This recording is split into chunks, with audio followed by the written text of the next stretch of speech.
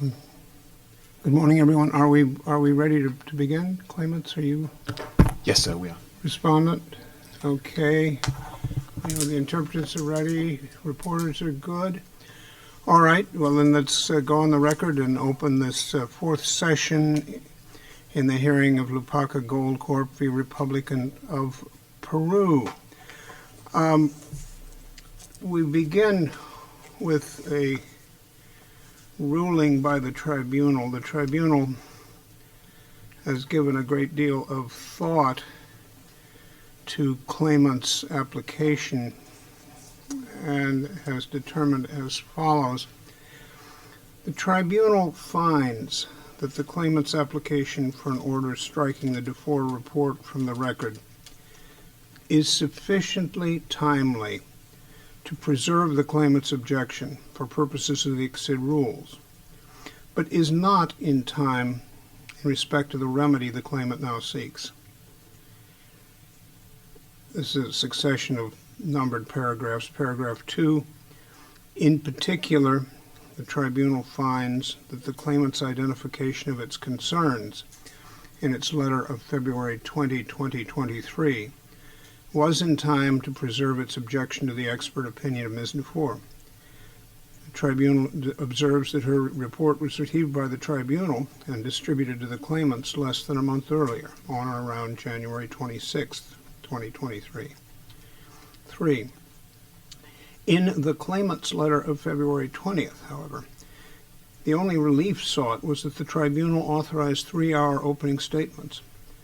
The tribunal authorized such 3-hour openings. 4.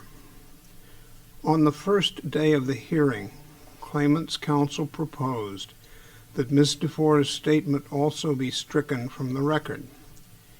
In response to the tribunal's direction, on the second day of the hearing, the claimant identified with greater precision the elements of the specific remedy it sought. 5. The tribunal has a duty to conduct the proceedings in a manner conforming to due process, as reflected in the legal systems of many nations.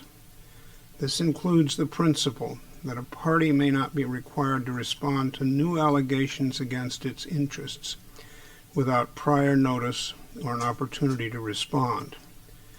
The tribunal considers, therefore, that it has a duty in carrying out its responsibility for the proper conduct of this arbitration to address this situation in a way that gives proper weight to the rights of each party. 6. The tribunal considers that the portions of Ms. Dufour's report describing additional regulatory requirements not previously identified affecting the claimant's ability to begin commercial production should have been introduced at an earlier stage in the proceedings so that claimant would have appropriate opportunity to respond to them in the established procedural framework. This finding is without prejudice to any further findings that the tribunal may make with respect to any other issues identified pursuant to paragraph 8. 7. Therefore, the tribunal rules as follows. A. Ms. Dufour's report shall remain a part of the record in this case, subject to the following. B. The tribunal shall not take account of 1. The portions of Ms. Dufour's report setting out regulatory requirements affecting the claimant's ability to begin commercial production that were not referred to in respondent's counter memorial, that it defined as the additional requirements, as well as 2. Any associated documents and evidence not previously of record related to the additional requirements. 8. The claimant may, on application, have no more than 10 additional pages in its post-hearing submission to address any other portions of Ms. Dufour's report that it shows to be not in compliance with the tribunal's procedural order number 1. In such additional pages, the claimant may refer to and introduce statutes and regulations and other similar legal materials constituting elements of the law of Peru that are not previously of record. but not including commentaries or other similar analytical materials. No other new evidence is authorized. And that is the unanimous ruling of the tribunal on this question. All right. Are we ready to begin? Should we bring in Mr. Bravo? Okay.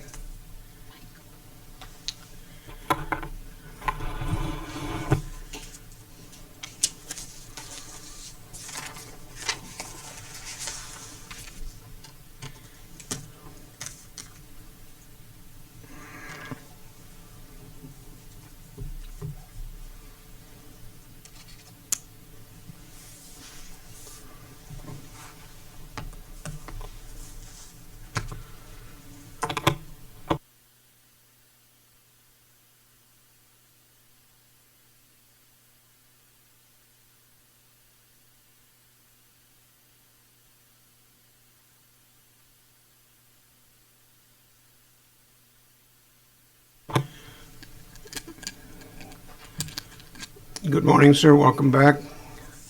Hope you had a pleasant evening. You understand that you remain subject to the affirmation that you took yesterday? Yes, I do. Okay. If there are no other matters to attend to, let us return then to the examination of the witness.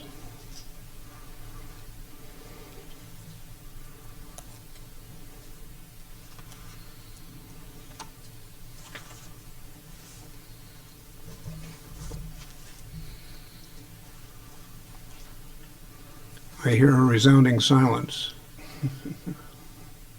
I will begin, Mr. President.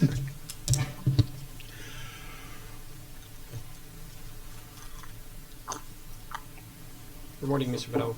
Morning. Can you remind us what were the three villages that made up the Paran community? The three villages, excuse me? That made up the Paran community? Three villages? Mm-hmm. No, The three main villages? no, just as far as I know, the rural community of Paran. Okay. So you were not aware that it included three main villages, Wamboy, Capia, and Paran? Well, yeah, I heard those names for sure before. Do you recall where they were located relative to the mine? No, I haven't been there. You never visited the area? No, it was impossible because of the blockade. You were not allowed to go to the villages? No, it was. We were told it was dangerous for management to go to those villages. So the entire community was sealed off? No, I didn't say that.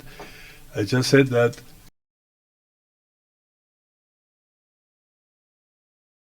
Situation was in the region. What were the concerns? What were the grievances of the community? Yes?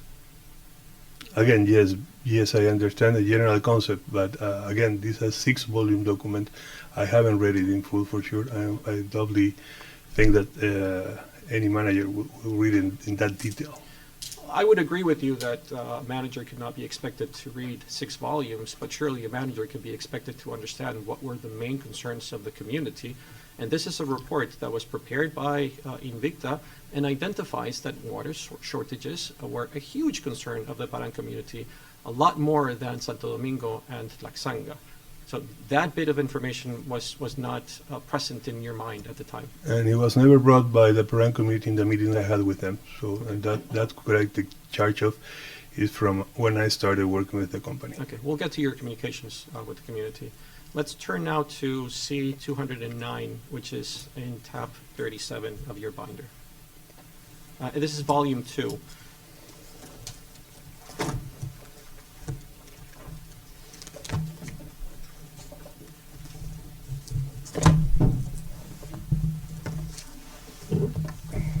Perdón, les pido por favor una pausa entre pregunta y respuesta porque escucho.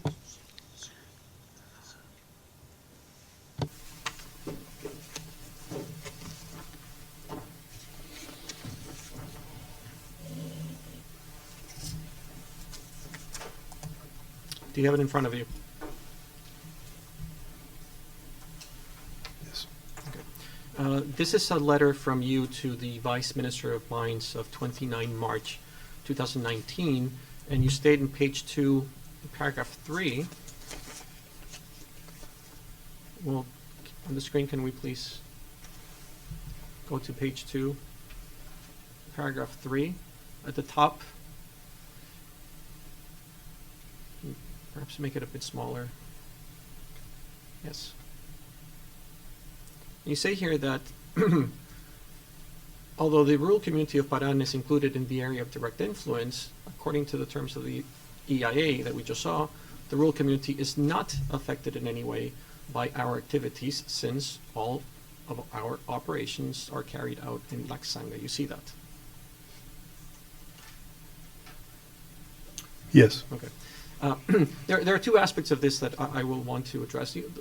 One is that you're saying that there's no impact. You say it's not affected in any way by our activities. And you said this despite what we saw yesterday. Remember the document that we saw that included the water contamination, R74, and the table, we identified the chemicals, and that was by OEFA. Do you recall that? I recall perfectly. Okay. And I check it again. Okay. And that was referred to a specific point, water coming out of the mine, not water pouring or being poured into the rivers. Exactly. So it wasn't that precise. Yeah, exactly. We were well aware of the impact that has, and we've discussed that document. We can go back to that document and see the implications that it had for the effluent of the water in the area, and then the corrective measures that were ordered. So that's the first aspect. You're saying it's not impacted in any way. We saw that there are samples taken that indicated that there was water contamination related to the operation. But the second aspect here is that you say that it's carried out on the lands of the neighboring rural community of Laxanga. Now, in respect of that, you are aware of the territorial dispute between the communities? There was a claim, but there was no dispute, actually. Because there was a claim from Paran about that piece of land, the specific piece of land, but we check, and according to public records, that land belongs to the community Laxanga. And there is no indication, and we were not aware, and we check that it was a formal dispute, and there is a specific government agency that takes care of community land disputes. And we checked there, and there was no dispute or formal dispute. For sure, we heard there was a claim about it, but nothing informally. Since you mentioned claims in Laxanga, did you coordinate with the Laxanga in relation to legal claims? Did we coordinate that? Yes. No, coordinate, no. We didn't coordinate with Laxanga in respect of any legal claims that community would make against Paran? They ask us, we had several conversations with them about it. They want us to support their claims, and what we actually did was to advance money that was part of the agreement that we have signed with Laxanga in order for them to do whatever they have to do to protect their property. Okay. I have a question. It goes back to a couple of questions back. And you mentioned that there is a government agency which is in charge of resolving disputes between communities. What is the name of that agency? It's adjust to the Prime Ministry office. Can't recall the exact name, but it's kind of Direction for Social Land Disputes, something like that. I can't recall the precise name, but there is a specific agency taking care of, part of the Prime Ministry offices. Okay, thank you. It would be interesting to me if I could be provided with the name of that office at some point. Doesn't have to be now. Thank you. Thank you, Mr. Garibaldi. And indeed, this is a question that you asked on the first day, and it's a question that we were going to come back to. I think that we need to distinguish between the agency that Mr. Bravo has referred and the question that you had asked about which is the authority that would settle any disputes, any boundary disputes within between communities. That is an issue that is decided by the Peruvian courts. And we have a reference that we could provide that relates to the Laxanga and Santo Domingo boundary dispute that led to a case that was before the judicial courts and which was settled. And that is MD 90 And that document, even though it relates to the Santo Domingo Laxanga dispute that was settled, is evidence on the record that shows that these type of issues are decided by the courts. So the agency that Mr. Bravo refers to is not the agency in charge of deciding who is right and who is wrong about the boundaries between the communities. I'm sorry to interrupt, but that's not correct. That's one thing is you can dispute that in courts, for sure. Mr. Bravo. But I thought that you were not going No, to Mr. overtalk Bravo, me. the discussion that we are having now is with the But tribunal, that the tribunal can pose that question. But to he you. asked But me the question Mr. and Bravo, I'm I'm answering. sorry, you may remember the Wait, rules. I'm going to pose that question. I need the information. Okay, what is the answer to that question? The answer to the question is you can dispute in courts the territorial dispute, but there is a specific agency that takes care before going to courts. In order to avoid for the community to go to courts, there is this specific agency directly from the government, from Prime Minister office, that is in charge of solving the problem. And their decisions, obviously, is subject to court decision, but it's what normally the community use to resolve their land disputes. Okay, one more question about this, and that's all. Is that government agency responsible for some sort of mediation between the communities? Yes, as part of their process, they do previous mediation, and then they take a decision. Very good. Thank you very much. Mr. President, we will come back to this issue because the information that is being provided is I think misleading. Why don't we drive on and, at the appropriate point, you'll tell us. Yes, thank you very much. We'll make a submission on this point because the witness is simply misrepresenting. We'll come back to it. So before this question, you were saying that you had not assisted the Laxanga community in terms of legal actions that were submitted by that community against Paran. Is that correct? Assisted, no. You had no involvement with Laxanga legal actions against Paran? Again, we had discussions about it. Okay. I want to be clear about your answer because we will come back to this point. That's what I'm trying to do. Okay. So let's go back to the EIA of 2009. And remember that we were talking about the territorial disputes, but also just generally about the conflict between the communities. Let's go to the EIA again, and this is tab 18. It's your first volume.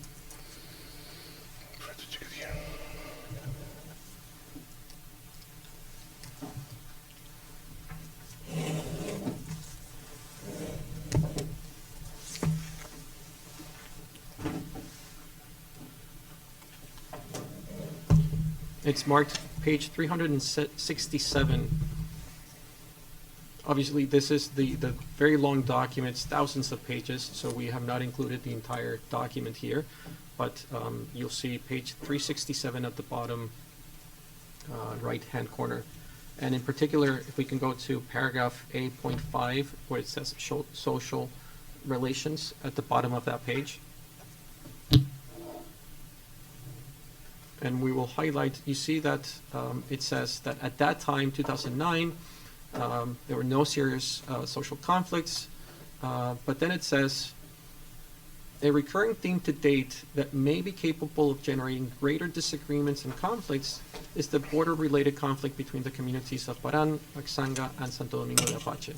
And it says, this circumstance may be exacerbated by the implementation of the project as a source of benefits and jobs. Do you see that? Yep. And so this was the situation in 2009. EIA submitted by Invicta. It was indicated that things for the moment were okay, but there was this possibility that the project would generate greater conflict. And then in 2014, the company reduced the scope of the project. But do you recall that the reduction of that scope Did it take Paran outside of the direct area of influence of the project? I don't recall it precisely.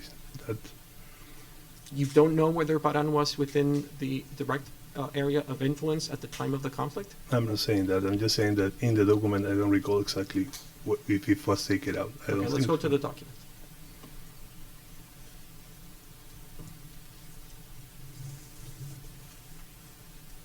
It's C40, and this is in tab 5. So still in the first volume. The first volume contains tabs 1 through 30, and volume 2, 31 to 45. So let's go to first volume, tab 5,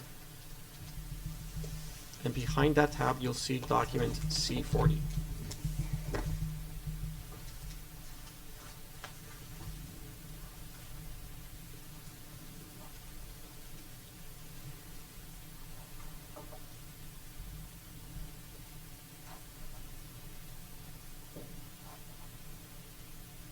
We can go to page 4. Do you have that document, Mr. Bravo? Yeah, I'm trying to picture. Sorry, I'm trying to picture what document is it. This is the approval of the 2015, April 2015 first ITS. Thank you. Counsel, would it be possible to get someone from your team to assist Mr. Bravo in Yes. pulling up these documents, save a little time? Thank you, Mr. President.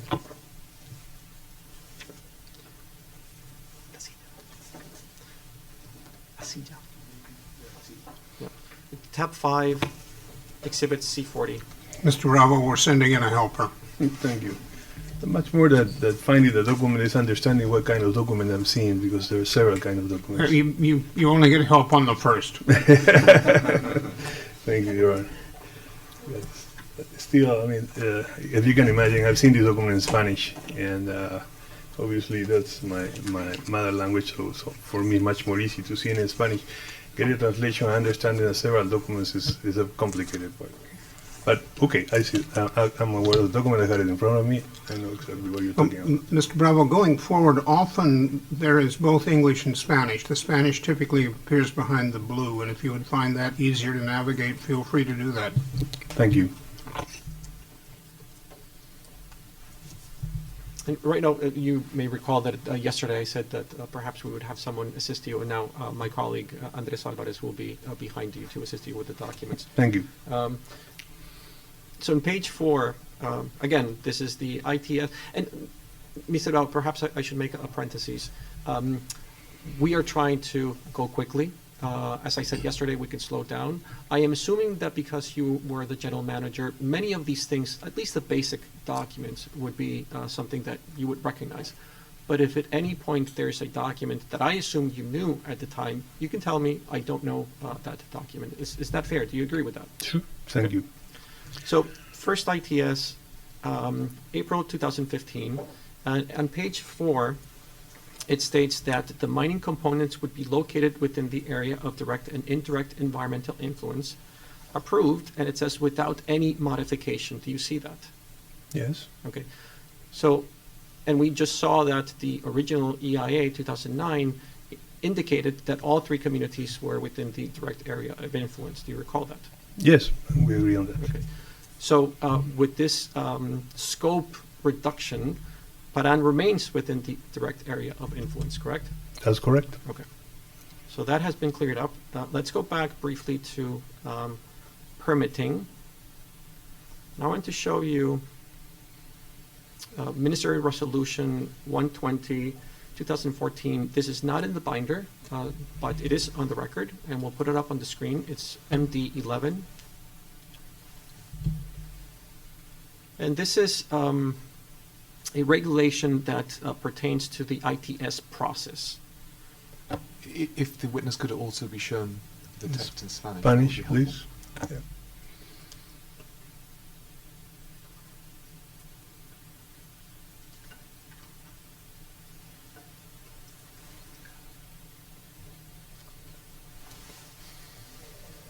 We will put it up on the screen, Mr. Bravo.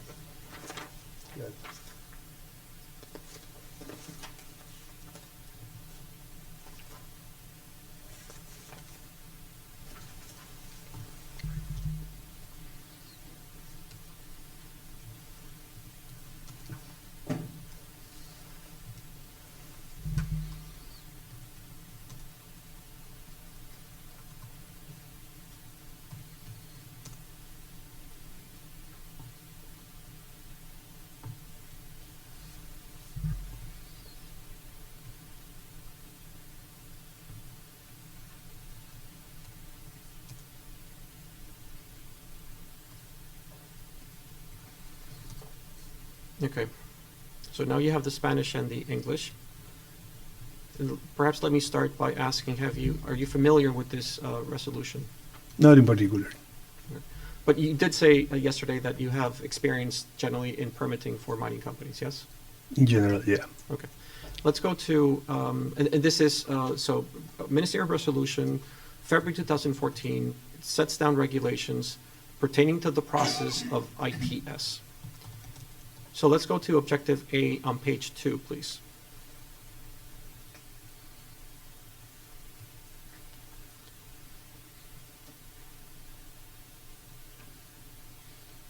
And as you can see that there, it refers to the update of technical criteria that is established in the framework. And obviously, all of this refers to environmental impacts that are classified as negative but not significant. That's the ITS, correct? Mhm. Okay. And if you can go down now to paragraph B, so that same page, and it says that for this type of change that does not have a significant impact, it says that the following conditions must be met in order to request modifications or extensions or technical improvements. Do you see that? Yes. Okay. And then the third bullet says that to comply with that requirement, they must not be situated on or impact bodies of water, and it goes on to identify bodies of water, wetlands, etc., or water sources or any other fragile ecosystem. Do you see that? Yes. Sure. Okay. And so an ITS would not be available for changes that would impact water sources, correct? That kind of water sources, yes. Okay.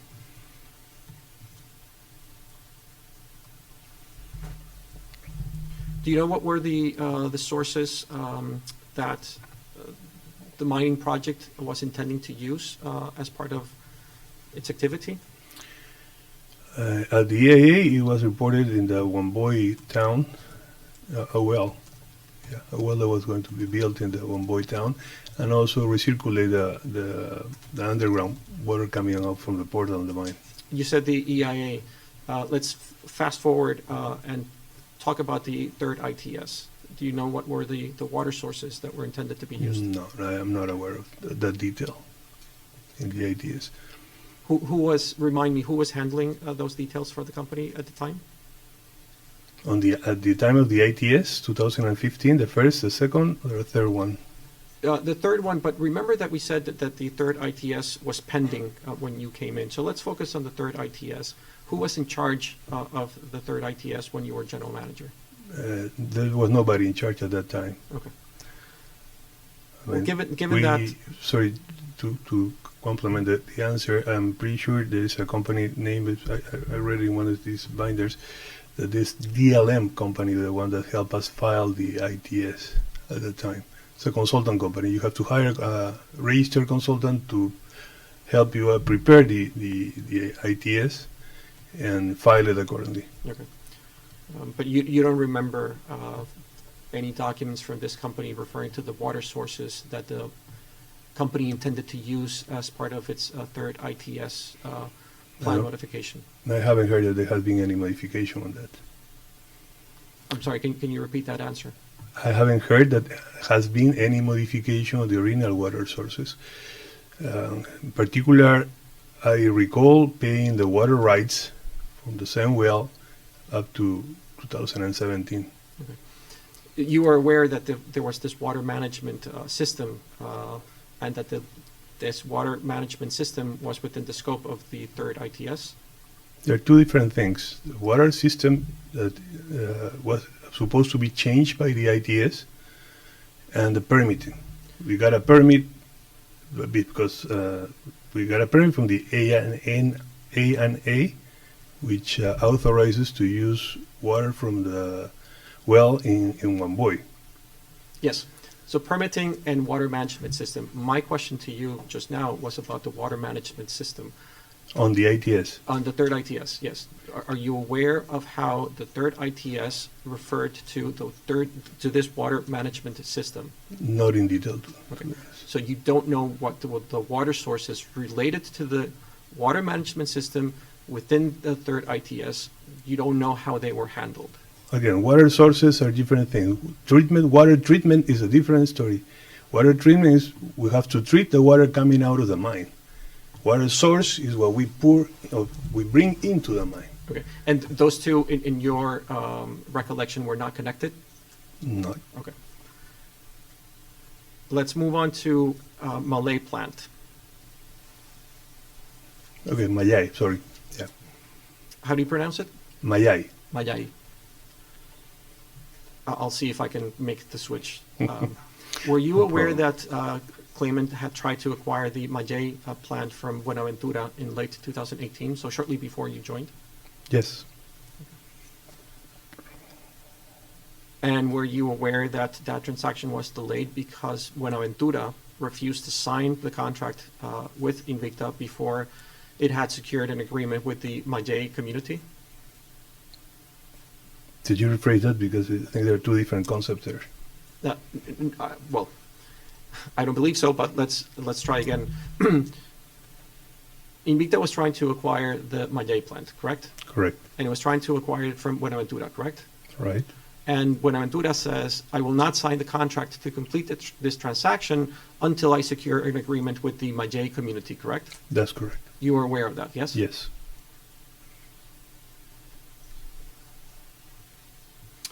And do you recall what would have been the earliest date by which you could have acquired the Mayay plant, given what Buenaventura was telling you at the time?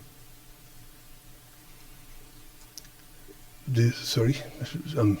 So we established that Mayay plant could not be acquired until a condition was met. Mhm. That condition was community acceptance. Yes?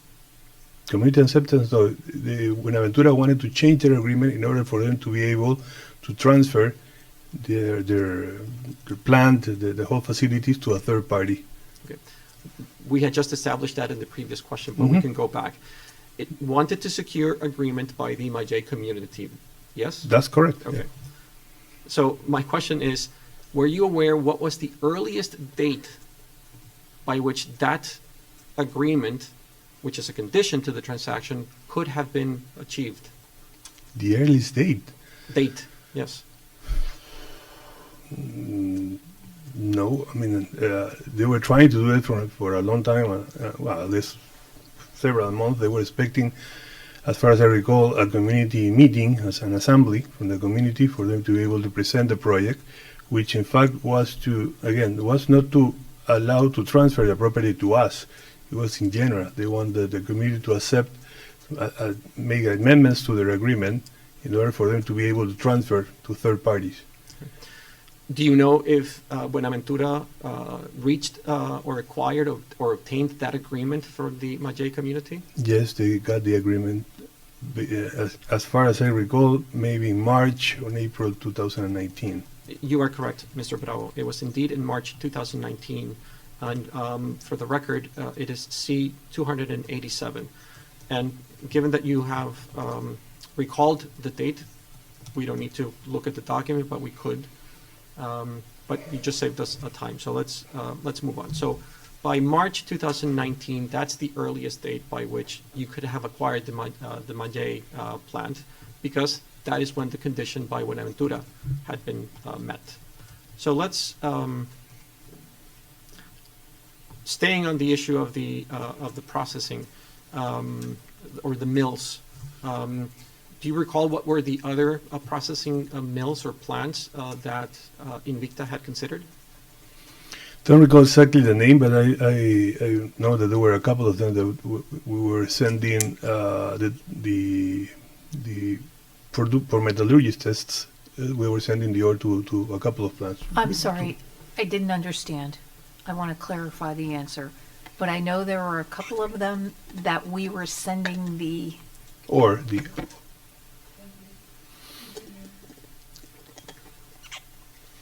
You don't recall then those plants? No, not exactly. Do you recall the number of the plants that were being considered by Invicta? Yeah, there were two. In the north of Peru, there are a few plants. As an opposite in the south, there are several plants. So there were only a few. As far as I recall, we were dealing with two of them. I mean, previously to my engagement with the company, they were taking the ore to these plants, and we were not happy with the results we were given, and so we're looking for an alternative. And thank you. Since you've mentioned that you were not happy with the results, that allows us to then go into just a few questions that I have on that. Do you recall why you were not happy with those results? Toll milling in Peru is an industry, and it's an industry where the plants take advantage of their position depending on where they're located. So basically, we were not happy with the tonnage they reported. We were not happy with the recovery they were reported, and for sure, we were not happy with the grades we were getting from those processing plants. Okay, so it's fair to say that you had given up on those other plants as an option, and that's why you had turned to the Majay plant, correct? I won't say giving up. I won't say there was still an option until we closed the deal with Majay. It was not an easy deal. Okay. We'll come back to this point. What do you remember in your consideration of these other, when you were considering these other plants, do you remember what you were sending to them to test them out? What we were sending? Yes, you were sending something to them, or yes. Basically. Do you remember roughly the quantities that you were sending? No. When I joined the company, the last load of ore that was sent was sent in September or August 2018. So I don't recall how much. What was happening there? I mean, the tonnage. I mean, it was testing. We were not able to send. We were not operating at all. Do you have a recollection of how much ore had been extracted from the mine when you joined? No, not in detail. I know for a fact that there were 7,000 tons of ore sitting in the portals, and but that's the recollection I have. That's the number that I have in mind. Okay, so at least 7,000 tons. That's what you recall. No, 7,000 were sitting in the portal at the time of the invasion. At least. No, there was 7,000 roughly, but how much was taken before? I don't know. Probably that ore was low-grade ore, so that's why was not processed. Okay, but just to be clear, you recall 7,000, so it's fair to say that at least 7,000 tons had been extracted. Extracted for sure. I thought you were asking how many tons have been sent to processing. Okay. That number I don't have it. Okay. Just briefly on the plants, you say that you do not recall which were the plants that you were considering and negotiating with, or even how many. You were not negotiating with those plants. You were not in charge of the negotiations with those plants at the time. There was no negotiation possible. There was no ore. Why do we even care to negotiate with somebody we don't have the ore because of the blockade? So it doesn't make any sense at that time. I see. We had these discussions that we were not happy with the plants we were sending the ore to. We were having this opportunity to acquire the Majay plant, and we were exploring other options as well. Okay.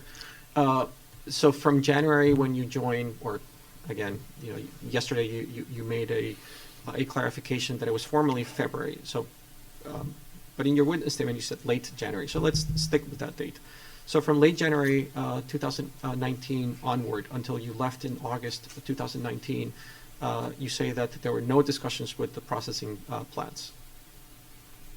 No discussions Okay. about the ore we sent them. Well, there was a discussion with some of these plants because apparently somebody stole some ore, and we were chasing what happened with that ore because it doesn't match the tonnage we sent with the tonnage they claim they received. So I was involved in those discussions with that plant that I can't recall on it right now, trying to understand what happened with the missing ore, the missing tonnage. I see. So one of the plants that you were considering to partner with to process the ore had the problem that they were stealing the ore that you had sent. I won't say that. I didn't say they were stealing the ore. I said that there was a discussion about the difference in the tonnage.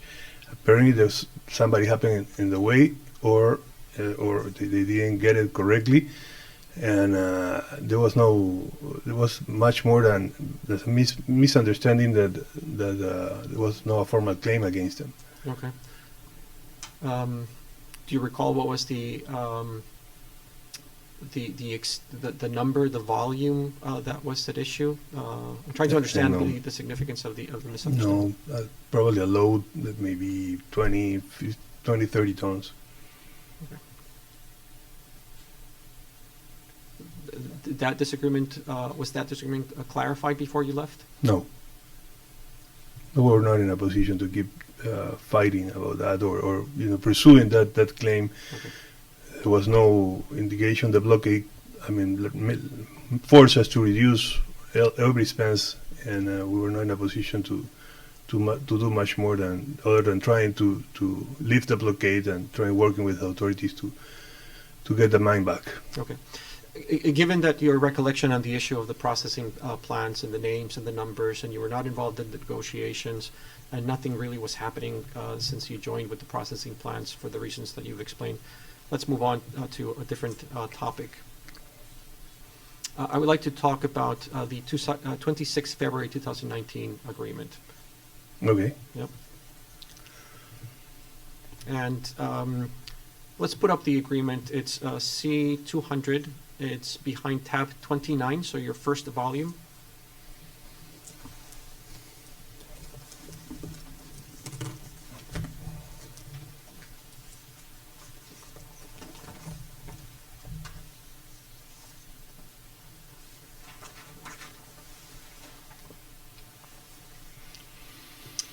Were you present, Mr. Bravo, at the time that this was concluded? Yes. And you signed this agreement, yes? Yes. And you did it on behalf of Invicta, correct? Correct.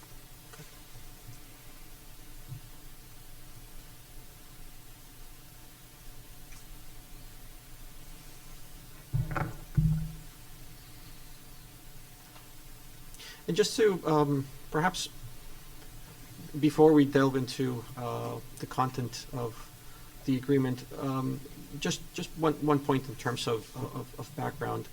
At the end of January, when you were first hired as Invicta's general manager, you had been coordinating with the police for an operational plan to remove the protest from the site, correct?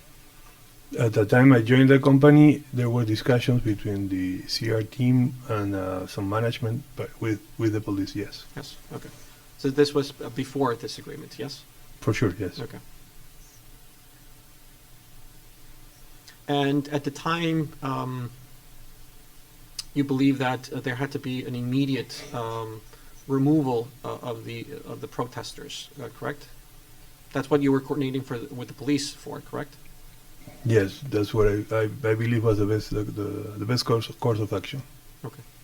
And at the time also you believe that there should be no dialogue because of the situation, correct? I didn't say that. I'm fully and totally in favor of dialogue, but it has to be faithful and in the same terms. So I won't say that I'm not in favor of dialogue, for sure. That's what I do for a living. Okay. So at the time that you became general manager, you believe that despite the circumstances, dialogue should continue or at least be attempted. Is that fair? In parallel with the police operational plan, yes. So let's perhaps explore that a bit. When you say in parallel, at that time, were you willing to sit down with the community to engage in dialogue before the operational plan that you wanted was executed? Well, actually, we did. We sat down with them, with Paran in January 29. We tried to negotiate things, but it was pretty obvious for me that they were not in the intention to come to an agreement. Okay. But you, as a general manager, believed in a policy of dialogue even while the blockade was in place. The politics was set up by corporate, and I'm asking for your opinion as a that's general what manager. I'm gonna get there. There's no possible dialogue if you got a boot in your face. So you need to try to make the police. They were committing a crime at that time. Blocking roads in Peru is a crime. So we were trying the police to act accordingly to their duties, which does not mean we cannot sit down and talk about something else, about other things or about the same situation. So I do believe in dialogue for sure, but sometimes what happens in Peru on a daily basis, when the crime is committed, the police has to intervene. When you say about other things, I'm not understanding, Mr. Bravo, what was your position as general manager? You were willing to sit down to talk while the blockade was ongoing about other things, you said. What other things? Community relationships, benefits for the community, their concerns about what you mentioned before, address their concerns, or at least hear to the concerns. That's what we did on January 29. Okay, so those concerns would have been the concerns that the community had that had led to the blockade. Were you willing to talk about that? Yeah, I guess so. Okay. And so you can now go back to February 26, or the days surrounding this agreement, and let's see.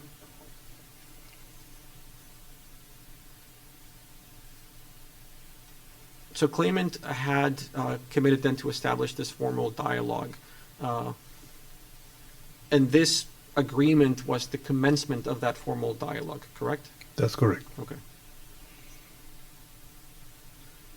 And let's, in C200, so this document, let's see points in page 1, points 1 and 3.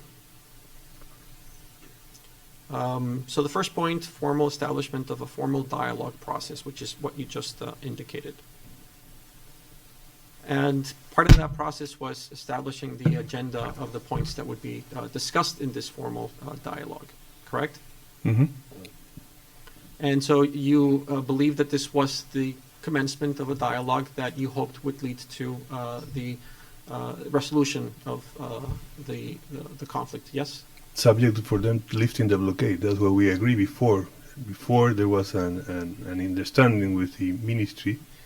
We will get there, Mr. Bravo. I'm trying to take this in stages to understand what were the things that were on the table and what this process was entailed to do. So you would agree that you were at that time saying, we're going to sit down, we're going to have a formal dialogue, and we're going to, as part of the start of this process, establish the agenda of the points that would be discussed in this formal dialogue, yes? That's correct. That's Okay. what the document says. Okay. And at the time when this process started on 26th of February, it's fair to say that Lupaka and Invicta saw this as a success, yes? As we reported in my statement, yes. Okay. And this is also what was being said by Lupaka in Canada, yes? Yes. And it's fair to say that you were very pleased to announce that through this, the formal, the illegal blockade had been resolved. Remove, yeah. Okay. And that's part of it was a press release from corporate, and for sure we were all satisfied that we reached an agreement at first. Okay. And they expressed their thanks to the authorities for having made this possible, yes? Don't recall the thank you, but maybe, yeah. It was good people doing a hard job, so I guess we thank you them. Okay, let's put up our 171 and see if this refreshes your recollection.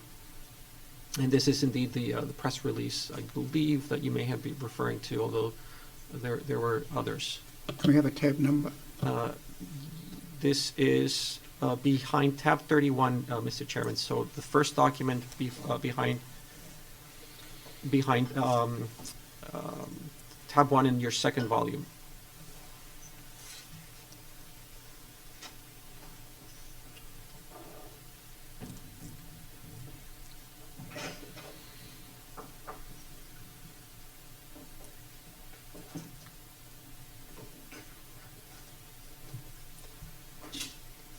And so you see in that second paragraph of this first page, it's a two-page document. It's dated March 4, 2019. So this was 4 days after, well, no, the days. I always forget if it's a leap year that year. A few days after the 26th February agreement. And in that second paragraph, the company is saying to the world, we are very pleased to announce the positive conclusion of the illegal blockade and would like to thank our employees, the authorities, and our community partners that work together to reach this successful result. Yes? Correct. Okay. So this is consistent with what you were saying, that you were pleased. This agreement concluded the illegal blockade. This is March 4th, 2019, and you're thanking the authorities. And also, in the the third paragraph, so the paragraph that follows that one, it's saying that there are heavy rainfalls. It has limited access to the site. And the access roads to Invicta have sustained damages from both Laxang and Paranga. It says with partial access possible from the Paran route. You see that? Mm-hmm. And you also see that it says that the community of Paran has granted the company access to Invicta by the way of their access route. Yes? Okay. Correct.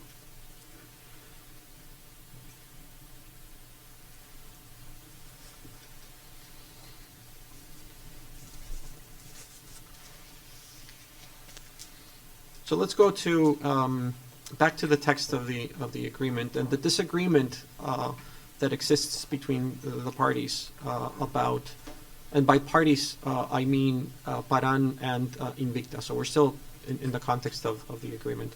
So there's a disagreement about the parties concerning what had been agreed and whether it had been complied with. You recall that, yes? Sure. Okay. And the Paran community believed that under the terms of the agreement, it had committed to provide access to the mine through the Paran road, correct? Yes. Okay. And do you recall that, or rather, were you informed that before you became the general manager, Invicta had contemplated using this access road through Paran? Way before, yeah. Way before, okay. And do you recall that that was formally established in the EIA of 2009? I don't recall it, maybe, yes, yeah. Okay. Let's just to maybe assist your recollection, because this is the very voluminous document that you refer to, but of course the issue of the access road is, I would say, significant and something that, of the many pages of the document, something that perhaps you would have paid more attention to. But let's help in recollecting or refreshing your memory by putting up, again, that document R47, and we're going to put it up on the screen. I'm not sure, do we have that particular page printed out? Okay, so we're going to put it up on the screen because we didn't print the thousands of pages. It's page 100 of that document. Again, EIA 2009.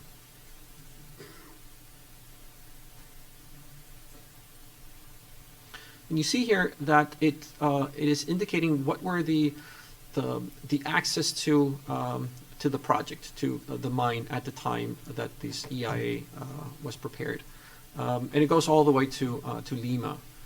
So 320 kilometers from the site, and you see that the last stretch of that road is from Wamboy to the project Minero. That's the second to last row in that table.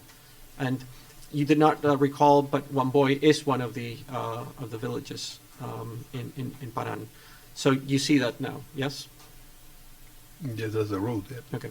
So it was contemplated in 2009 when the EIA was submitted that the access to the project was going to be through Paran, yes? Can't say it like that, but apparently it was the description of the project says. Yeah. It doesn't say Paran there. Wamboy at that time, and I don't recall because Paran was part of Santo Domingo, and they afterwards they separate from Santo Domingo. So I can't recall if in 2009 they were still part of Santo Domingo or not. So well, to answer the question, I would say yes because I was part of the project. And originally, the intention was to have the access roads through Paran. Yeah, Mr. Barao, this could be a very long process if we have to discuss things like this. Wamboy, at the time that this agreement was signed, was Wamboy part of Paran? 2009, that's what I just said. I don't recall that. They were part of Santo Domingo. When the agreement, the February 2019 agreement. Sorry. My bad, yeah. My bad, sorry. Excuse me. Apologies. At the time that the February 2019 agreement was signed, was Wamboy part of Paran? Yes or no? Yes. Okay. And the 2009 EIA contemplated that the last stretch of the road to the mine would be from Wamboy to the mine. Yes? I'm going to say yes in the benefit of the time, but yes. Okay. Council, can you show us a little more of this page, please? Yes, absolutely.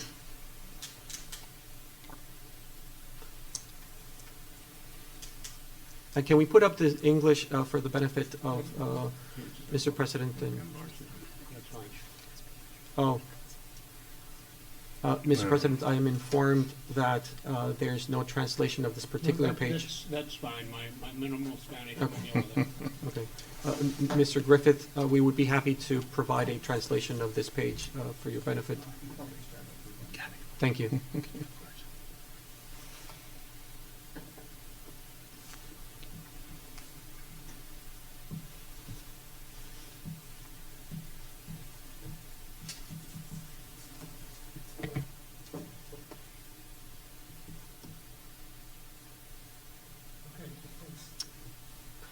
So let's, in the interest of time,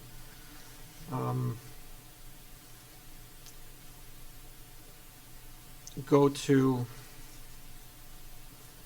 moving forward. So expectation 2009, Wamboy Invicta. That is at the time that the project was conceived. Let's go to fast forward now to November 2018. And this is, we're going to look at C182, which is behind tab 32. So the second volume. And Andres, can you?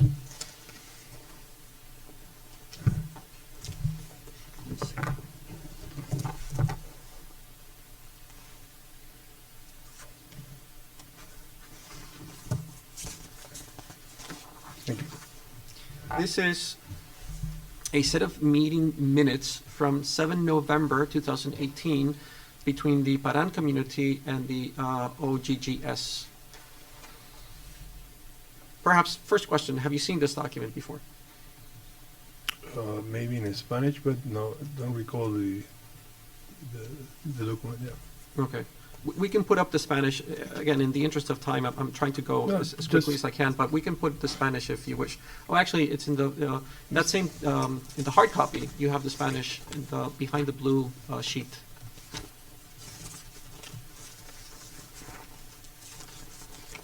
It's an unsigned document, correct?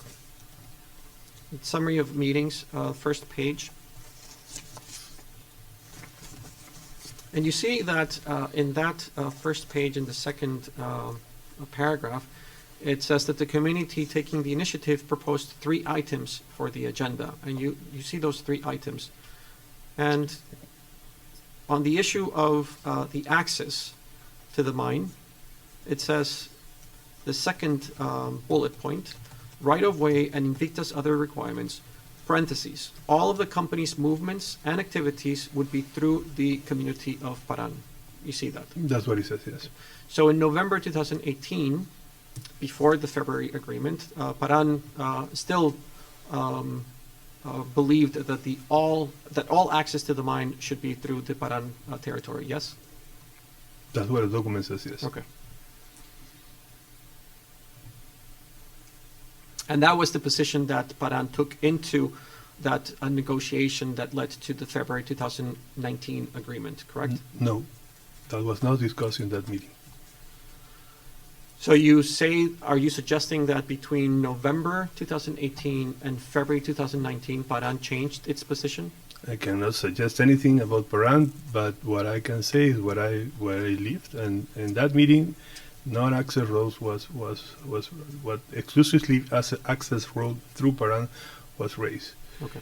Let's go to the communications that you had with Mr. Leon, an official from OGGS, concerning the community's desire to use the access road through Paran. And this is C347 behind tab 33. Again, second, staying in that second folder.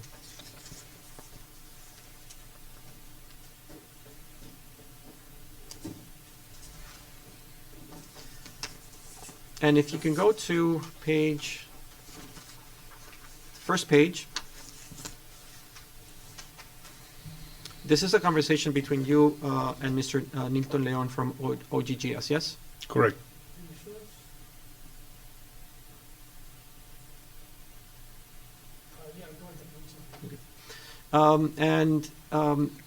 You see on the 26th of February, 5:10 p.m.,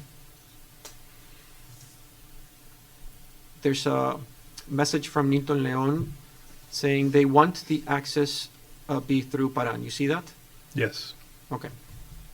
And then in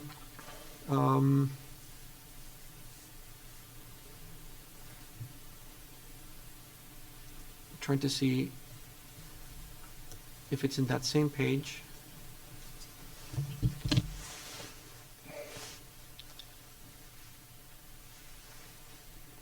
Council, what is this document?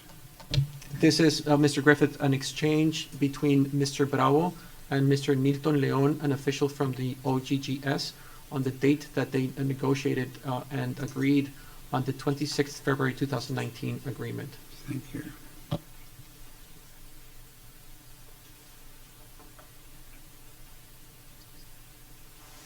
And a few lines further down, Mr. Leon says they want to change the points. Do you see that? Yes. I'm sorry. I don't understand this. You're referring to 260219, 5:10:06 p.m. Nilton Leon, tell they want that the access be through Paran. Then next one, 260219, 5:10:14 p.m. Same Nilton Leon. Tell them that it is not possible technically. Is Nilton Leon speaking or is it the company speaking? No. Makes no sense. We're trying to get to that, Mr. Garibaldi. All right, go ahead. That's Nilton Leon. Yes. So that I'm asking when it says they want to change the points. You received this message from Nilton Leon. What was he referring to? To change the points? No, I don't recall. I perfectly recall the first two, the one that Mr. Garibaldi was pointing out. The last one I just got it, but I recall got it, but we didn't went to the details of what do they want to change at that point in time. You didn't go to the details of what they wanted to change in that point in time. You were negotiating an agreement towards the start of the formal process. And I'm trying to precisely understand what is it that you understood at the time was the position of the parties. Mm-hmm. You're telling me that you don't understand what they were? No, I'm saying that I understand what Nilton Leon tried to tell me at that time. We're in the middle of the meeting, we're WhatsApping, And I read the first part, the one that was to say that they want the access through Paran,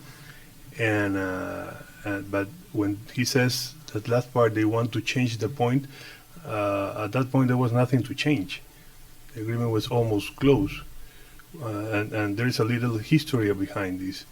When we were called for this meeting, Fernando Trigoso, another representative from the OGS at the mining ministry, agreed or told us, explained us that it was better for them to meet with Paran alone before meeting with us.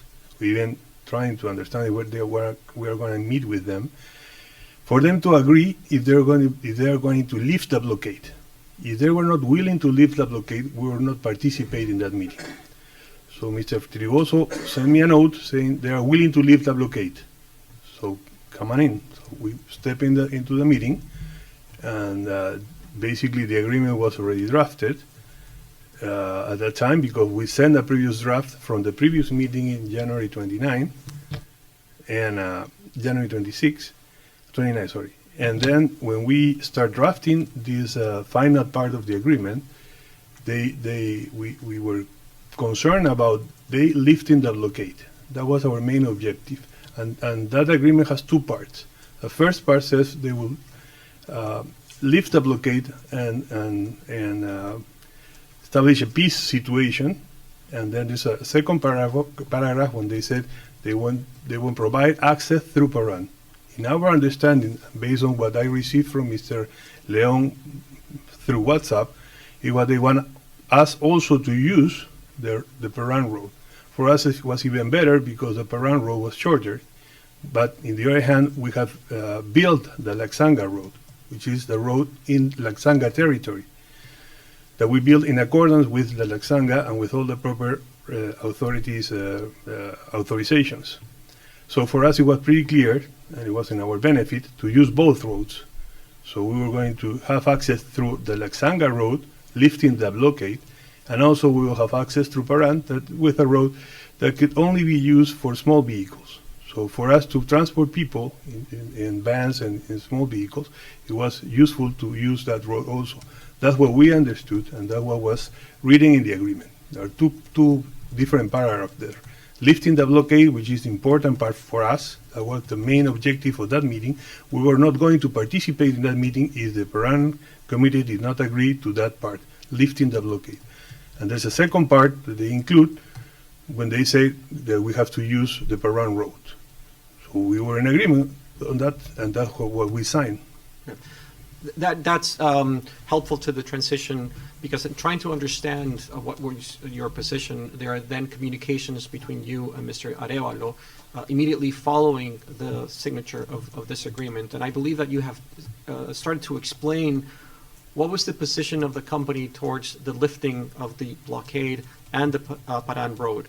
And in particular, this is a communication, another WhatsApp communication, this time between you and Mr. Arevalo, which is C619, which is behind tab 35 of that same binder. So can you please turn to that document?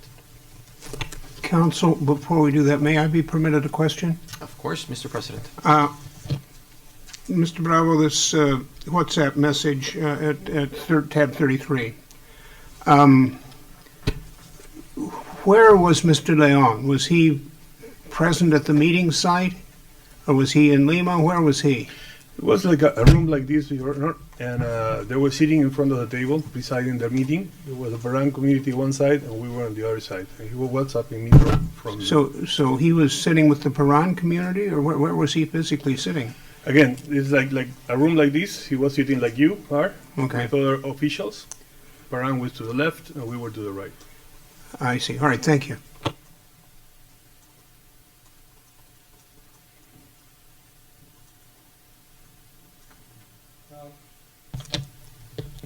And before just a question before we go to this exchange that you had with Mr. Arevalo immediately after the signature, did you, at the time when you were negotiating this, insist in the inclusion of language that said you have to lift through Paran, but we also want to continue to use the access road through Laxanga? because the agreement only mentions Paran. So I want to understand the explanation that you gave. Why is it not reflected in the agreement? Because there was no need. There was no? No need. The need for us was to lift the blockade. The blockade was in the Laxanga Road. That was the main objective. And if you refer to a same conversation with Mr. Trigoso, superior from Mr. Leon, when he called us to the meeting, he said they already agreed to lift the blockade. Lift the blockade in the Laxanga Road. So it doesn't make any sense that we should address in that agreement, which is kind of difficult, you may understand. We're in the middle of a big discussion. Adding or taking out some points were kind of difficult at that time with any kind of event. So for us, it was no need. It says expressly, lift the blockade. That's all what we need. And that's all what we ask for. But it says lift the blockade through Paran, but it doesn't say lift the blockade through Laxanga. You agree with that? No. It just says lift the blockade. If you put the agreement in the screen. Let's put the agreement on the screen, paragraph There's a period 5, there. because I want to understand.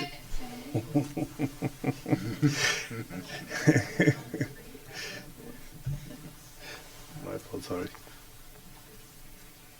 Paragraph 5 of the agreement.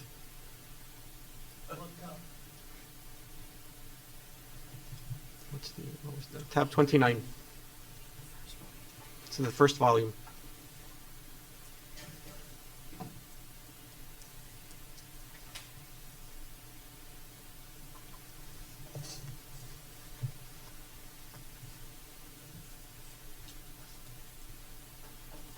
So it says the first sentence, suspend the coercive measures ratified by the Assembly of the 2nd March 2019. The rural community of Paran guarantees the development of the activities of the mining company through the access road of the Paran community as the signing of this minutes, guaranteeing social peace within the company. Yes? Okay. That's what the agreement says, correct. And you felt that it was not necessary to indicate that the Laxanga access road would also be made available? No, again, because the first part of the same agreement says the parties agrees that the rural community Paran will suspend all coercive measures, meaning lifting the blockade, as this date. That's what the first breach of the agreement, which will be ratified by the Community Assembly on March 2nd. Okay. Period. And then there's another sentence that says that they will allow us, guarantees the development of the activity of the mining company through the access road of the Paran community. Thank you. But that's what it says. Okay, let's see what were your actions following the signing of this agreement. And now we go to the communication that you had with Mr. Arevalo. Again, so turning to tab 35, second volume. This is C619.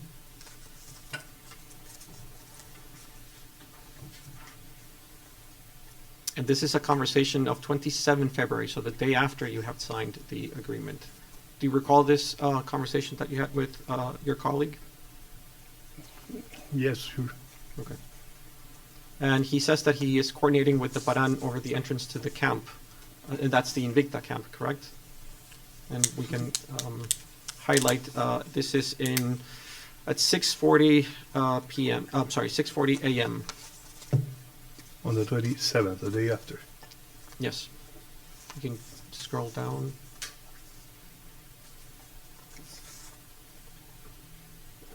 $6:40. Yes, the day after. It's page. No, there are no page numbers, so you have to go by date and time. So if you continue down until date 27, 6:40 a.m. 27, 9:44. 27,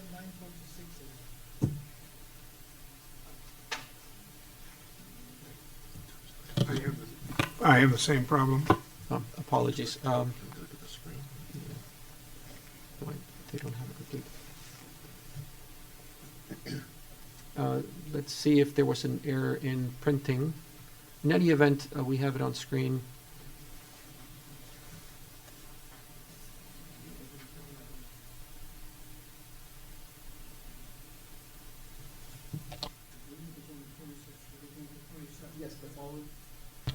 Yes, the following day. We only have 2 entries.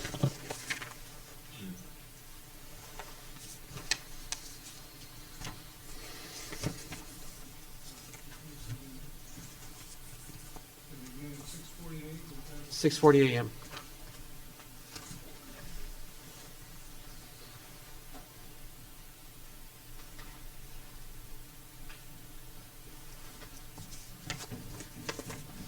Apologies for not being able to find this in what is actually a rather long document. And it's unfortunate it doesn't have page numbers, which is why we have to go by date and time. All right, so we're on the,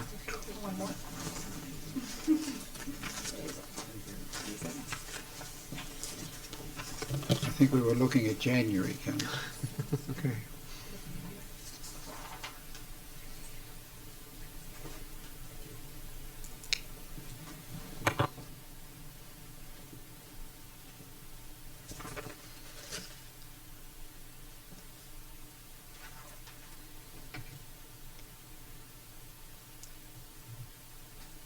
Okay, since we are all there now, I believe. So at 6:40, you started this exchange with Mr. Arevalo, and Arevalo says, "I'm coordinating with Marco." Is that Marco Estrada? Yes, So also part of your team, yes, and you're discussing access to the campamento, so the camp, the mining. mining camp. And he says, I already sent him the photo of the acta, it says in Spanish. How has it been translated? Minutes. The okay. minutes. Is that a do you understand that reference to be to the 26th February 2019 agreement? Yes, sure. Okay. And Mr. Arevalo tells Mr. Estrada that you can go as of today through Paran, correct? I'm not seeing that, but 6:41 a.m. with 33 seconds. so I told him that it was possible to transit by Paran from today. Yeah.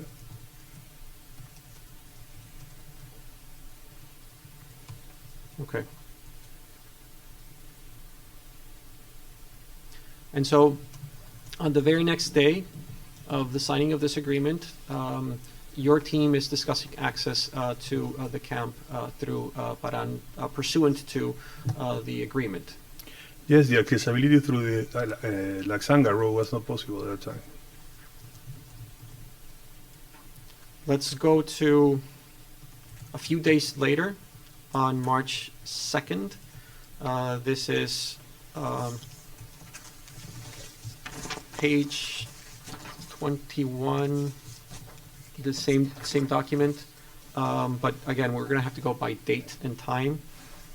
March 2nd, starting at 5:28, and we're going to put it up on the screen so that perhaps that helps you in locating it on the hard copy.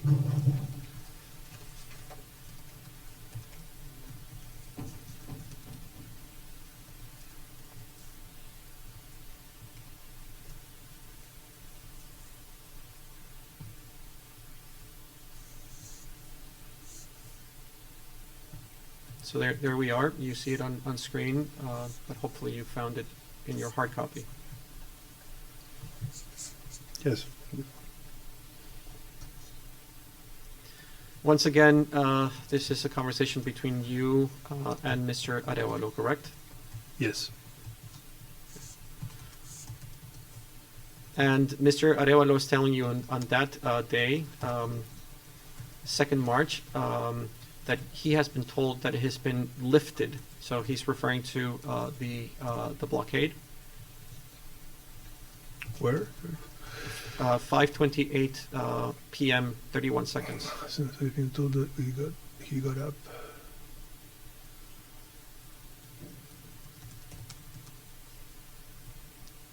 Yeah. And then you respond, yes, Milton, referring to Mr. Leon, has called me and they lifted it and we are coming in tomorrow. You see that? But it says, as far as I can see lifted, it says that they were already at 5:28 is in Spanish, but he asked me if there is any news, and he, since I've been told that he got up, meaning Mr. Estrada, he went up, meaning it doesn't mean they lifted the blockade. He was able to go to the mine. That's what he says. And then I answered him, yes. My name is Nilton, doesn't make any sense. My name is Luis Felipe. They are really up. It's a poor translation. Let's perhaps do the following. I have the Spanish original. Let's move on, Okay. please. Yes. And for the benefit of the record, I can can read the Spanish, and with the assistance of the interpreters, perhaps we get a better translation of this exchange. Well, perhaps, let me just confirm, your exchange with Mr. Arevalo was in Spanish, yes? Absolutely. Okay, so the original is the Spanish. We're dealing with the poor translation. Let's see if we can get a better translation through Daniel and Silvia.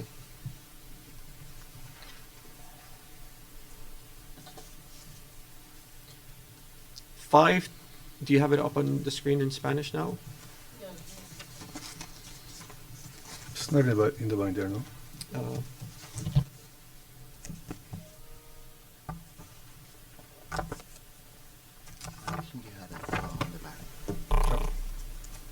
Oops, sorry. No sé por qué le hablo en inglés. Costumbre. Ahí está. No, estoy en inglés. Está en español. Son por lo menos una semana de trabajo. No sé qué esto es. ¿Y esto hace macho? Está en castellano. No, pasa de inglés a español, sí.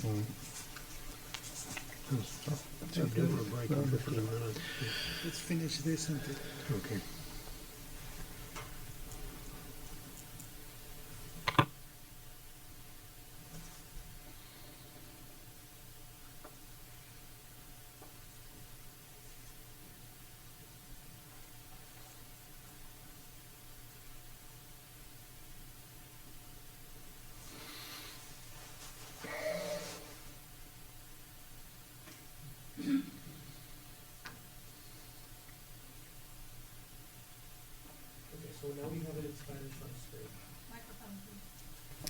So now we have it in Spanish on screen.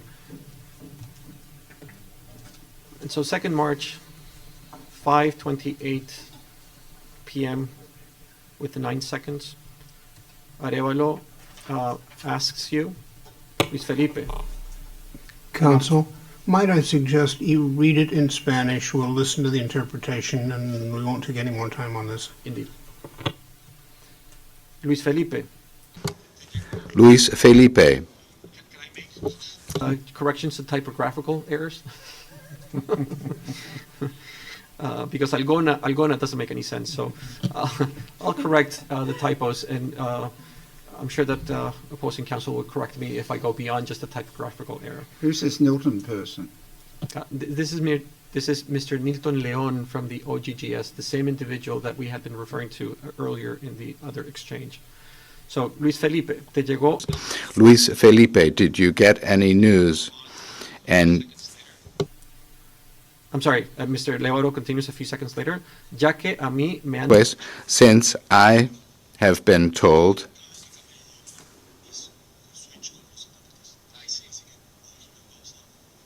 it's the Spanish court reporter modifying, telling him to not... Here we go. Arevalo, Arevalo. Luis Felipe, did you get any news?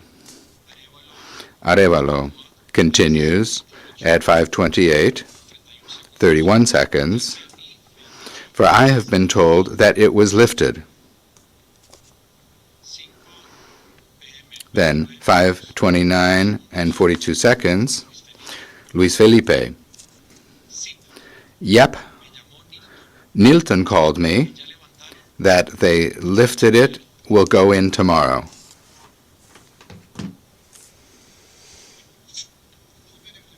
colleagues of the tribunal. Se levantó, se levantaron means it was lifted or they lifted. And of course the reference here in context is to the blockade.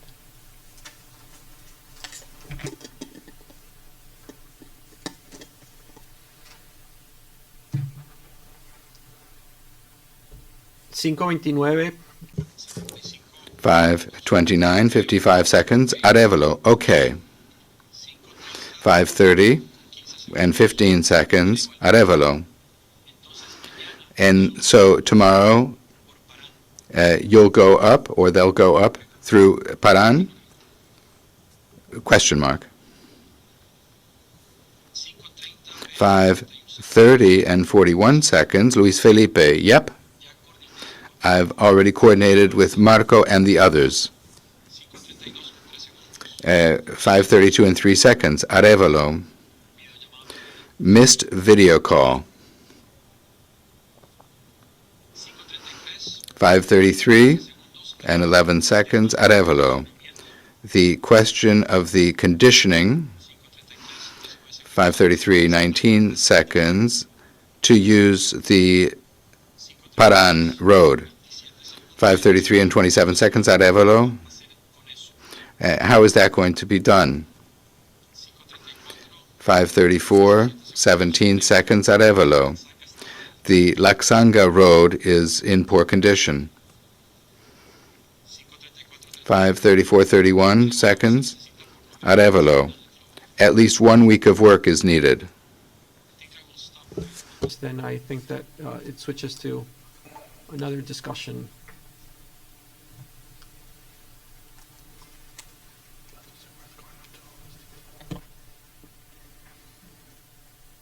Sorry, Counsel, I'm looking at the same document toward the back, and there seems to be a reference to something being only available on a moto. Is that the access to Paran, access to the site we're talking about?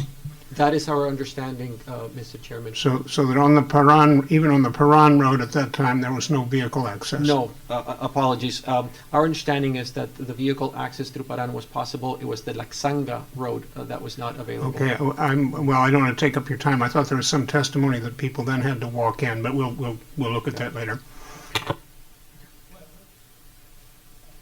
Can the witness clarify in answer to the President's question? Sure. Thank you. No, there was no access, vehicle access for either way. The Laxanga Road was blocked, was still blocked, and with tents and rocks. And the Paran Road was, there was missed lots, and it was impossible to go by vehicle. You have to drive on motorcycle to a certain point, and then you have to walk in the last 2 or 3 kilometers. Did you say motorcycle? Sorry? Motorcycle access only. Correct. The motorcycle up to a certain point, and then you have to walk. But there was no vehicle access at all.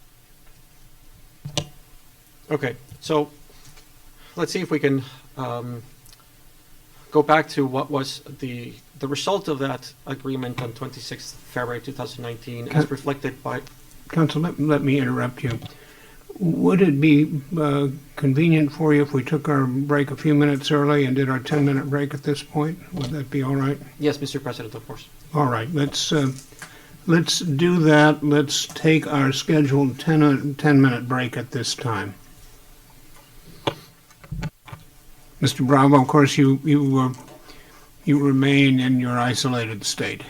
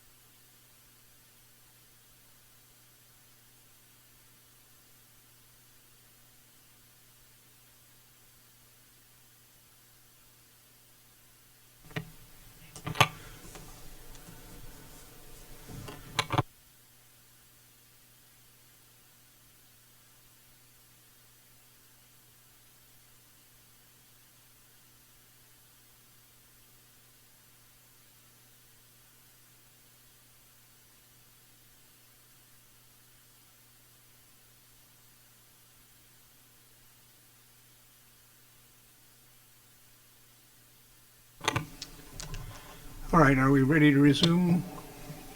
Claimants, respondents, Yes, thank you. reporters, tribunal? Okay.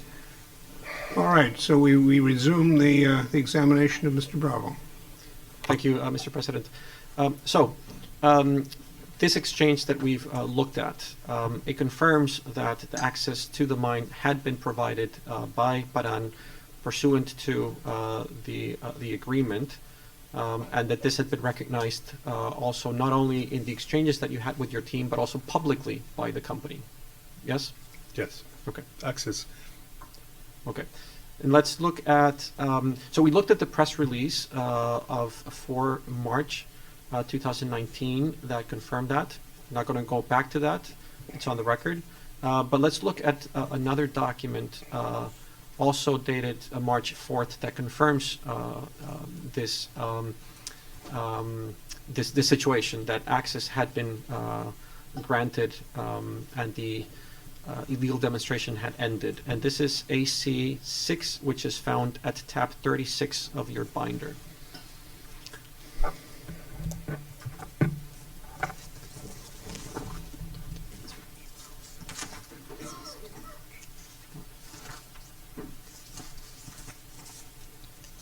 And this is Lupaka's management discussion and analysis that was published in April 2019 to CEDAR, the Canadian Securities Registry.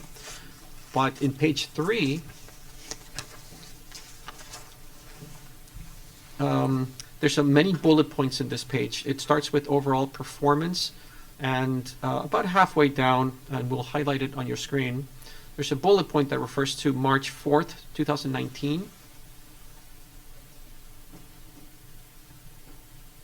And it says here, the company saying here to the Canadian authority that the company announced the end of the illegal demonstration at Invicta and that access to the Invicta site had been restored.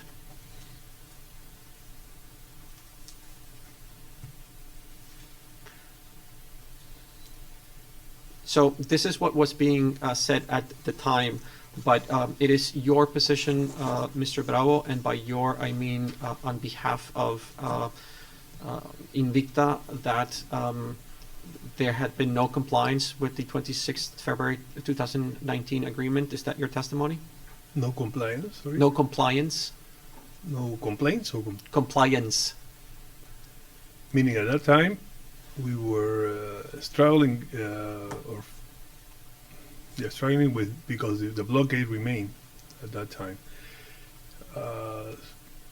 So that's, I'm sorry to interrupt, that's what I'm trying to get at. You said that the blockade remained at that time. So my question is, you believed at the time that the blockade remained and therefore that Paran had not complied with the agreement. Is that your testimony? On March 4th, yes. Okay.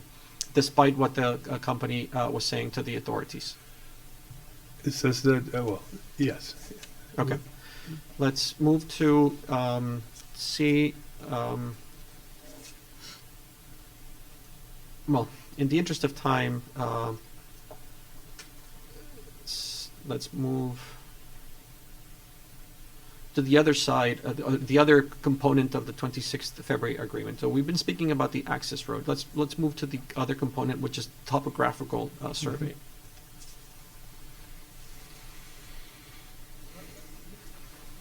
Before we move on this topic, there is a very important point here. On March the 24th, there was an announcement that the illegal demonstration has been lifted. And then there is another announcement on March 21st that the community of Paran had failed to honor the commitment to provide continuous access to Invicta. What does that mean? Do you mean that the blockade was lifted for a week, a little more than a week, from March 4th to March 21st, or that the initial understanding of the company that the blockade had been lifted was incorrect and the blockade had never been lifted? One of the two. Which one is it? The second one, because the blockade was never lifted. They gave us access through this dirt road walking inside the mine, but the blockade was never lifted. Despite of the press releases, in despite of the timing of the press releases, because they are not, they don't accompany with the actual date that happens. But the blockade was never lifted. That's the position we have. So the information you received that the blockade had been lifted was incorrect? Is that what you're saying? No, I never received an information that blockade had been lifted. The information I got was that we got access to the mine at first on March on March 2nd. Wait a second. We just saw a text message exchange which said that it had been lifted. That was incorrect. Was the interpretation is incorrect. What it says, what Mr. Arevalo told me, or I mentioned to Mr. Arevalo, was that the assembly that was supposed to be, took care on March the 2nd, agreed to lift the blockade, the assembly. That's what I'm telling Mr. Arevalo. I see. And they gave us access to the mine, and we were able to go to the site on March the 2nd. All right.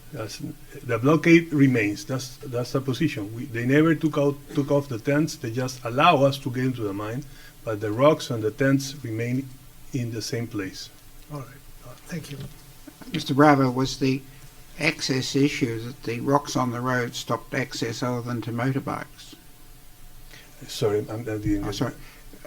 What's your definition of lifting? Clearing it for motorbikes, or clearing it for trucks, or clearing out everything? Clearing everything, clearing the tent, clearing the rocks that they put in the middle of the road. That's the definition of lifting the blockade. Nobody allowing the people that was there guarding these blockade will have to be taken out, but still they were still there, and they're just allowed accompanying with the Peruvian people to get upside to the mine. But was the access limited to motorbikes because of the rocks on the road? Yeah. Or because of the condition of the road? Yes. Which one? Oh, it was basically the two of them. The condition of the road was not able for us to go on a vehicle, and also there was people from Peru guarding the entrance, this blockade place. So there was not possible either going on a vehicle, and the only way to get in was walking with the Peruvian people that allow us access to the mine. But the blockade remains there. So the blockade remains. It's not that they lift the blockade. They don't remove the tents and remove the rocks there, or even went out. The people remain there blocking the access. But the Peruvian people were only responsible for the blockade, weren't they? Not for the condition of the road. No, they put rock on purpose to avoid us trying to get into the mine if the road was possible to do. I thought I'd already asked you about that. One way of blocking the road is to have rocks. Another way to make the road impassable is that the road's condition makes it impossible to drive a truck. Which is the problem? In essence, both are the problems. Basically depends on what part of the road. I cannot tell you right now if the specific part where the blockade was established, there was a problem with the rainfalls and everything else. But the whole road, this whole Axanga road, was impossible to drive through. And but specifically on the blockade, what we're expecting is for them to take out the tents and the rocks that they place there to avoid and prevent us from getting in. But apart from the place of the blockade, do you say that the people of Peru are responsible for the condition of the road? And somehow the rocks they put in.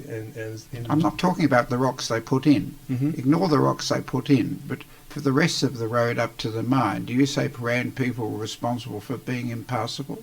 No. Keep besieging you with details, sir.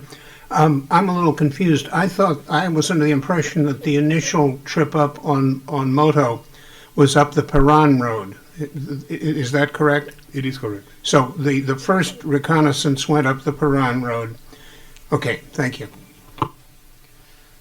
Thank you. And Mr. Garibaldi mentioned an event of 21st March, and it's connected to the issue of the topographical study, which is what I'm hoping that we can get to in hopefully not too many minutes.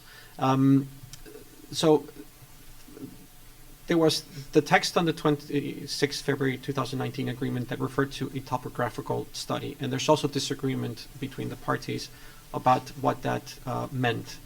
And the position of the company, and correct me if I'm wrong, but the position of the company is that the purpose of the topographical study was to conduct an environmental assessment of how the Paran territory had been impacted by the mine. Is that correct? No, not environmental. We specifically avoid the word environmental. And in the meeting we had in January 29, if I recall well, we couldn't come to an agreement because they insisted that we include the word environmental damages. And we refused firmly that we cannot recognize any environmental damage because first, we're not an authority and we're not the expert on doing that, and secondly, because simply we don't recognize any environmental damages on their property at that time. So at the meeting on February 26, there was some discussion about it, and finally they accept to not to include the word environmental damages in the agreement. So the topographic study was supposed to be to identify the potential damages that the operation or the construction of the mine brought to Paran. Identify, including, and there was discussion about it, and then the draft mentioned a specific location called Piscocaya that is part of what the Paran says is a conflicted area, meaning the boundaries are not specified according to Paran. And that's what they want us, or the survey, to be conducted in order to determine if in that specific area there was damages and where is that located specifically with a topographer. Okay, so no mention on environment and no mention of OEFA, which is the environmental agency, correct? As far as I recall, I mean, we all wanted OEFA to go up there to verify that, but I don't recall exactly right now if the agreement finally said OEFA, but I think no. Okay, and you don't recall earlier drafts of the agreement that had OEFA? For sure, that's what I mentioned in the previous in the meeting we held in January 29. There were discussions about it, and we agreed that the OEFA could go up and verify that. In the draft, as far as I recall, that actually drafted the representative of the mining ministry, we include that, but they refused to sign it because they didn't want to agree to lifting the blockade. They didn't want to agree to take out the words environmental damages. Okay, good. I think that we're getting there. I think we're finally in agreement about the history and the drafting, and let's put up then the document to see the language that did end up, that doesn't mention OEFA, as you have correctly indicated. Can we put up C200 again, please? Just to look very quickly at what it says in relation to the topographical study. It's tab 29 if you want to see it in hard copy, but we'll put it up on screen.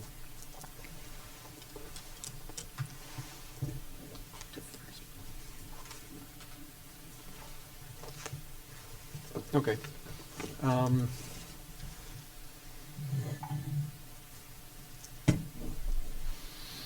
So that's paragraph 4 of the agreement section, and indeed there's no mention of the OEFA that would have conducted an environmental assessment. There is mention of the topographical survey. It says to identify and locate the affected land in Paran. And you recall that there was then a disagreement concerning who was going to pay for the topographical study or survey that had been agreed. Do you recall that? No, there was no disagreement. I mean, it was not established in the agreement, but somehow that was why I asked Mr. Estrada to go and talk and discuss with the president of Paran on the 15th how are we going to proceed with the topographical survey on the 20th. I don't understand that you say that there's no disagreement. The parties agreed who was going to pay the topographer? No, I said that there's no disagreement. There's no haven't been established. It's not that we don't agree or disagree on paying for those fees. It's just that it wasn't established in the agreement, and that's why, again, I asked Mr. Estrada to go on the 15th and discuss those topics and the scope of the topographic study with Mr. Palomares. Let's see if if I put it differently and see if we can get some common ground. Did Paran say that Invicta had to pay for the topographical survey? Not at the meeting. I'm not saying about the meeting. We're trying to understand. We read the agreement. Now we're trying to understand how that was implemented and the disagreement that arose as a result of the different interpretations of the agreement. On Yeah. on March 15, when Mr. Estrada went and talked to the president of Paran, there was a disagreement. Not necessarily for the. It wasn't about the amount of money. It was about the scope of the work. I mean, aside of if we are in agreement or not with the amount of the study, the main issue was what was going to be the survey about. We never talk about a road. A survey for a road probably costs $200,000 or $500,000. It's not what we're talking about. We're talking about what was the scope of the agreement. What was agreed. Mr. Bravo, I'm asking a very simple question. Was there a disagreement between the parties about who was going to pay for the topographical study? Yes or no? As I mentioned, yes. Okay, thank you. On March 15. Thank you. Okay, so there was a disagreement about that. Do you recall the amount of the topographical survey? How much it would have cost the survey? In between 30 and 35,000 soles. Okay. Would it be fair to say that that is at the exchange rate roughly $9,000? Kind of, yes. Okay. And so before you have, because you have indicated that there's this disagreement in March 15th, we don't have to take you to the documents that in fact reflect that there was a disagreement between the parties about who was going to pay for that survey. On the one hand, Paran was saying, you, Invicta, should pay for it, and Invicta, on the other hand, was saying, I will not pay for that survey. And there was the issue of the scope of the survey, which also was another point of disagreement. With me so far? Yes. Okay. Let's move on to what were the consequences of that disagreement. So you said March 15th, disagreement between the parties concerning the topographical survey. Do you recall that the survey was supposed to take place on the 20th of March? Yes? That's correct. Okay.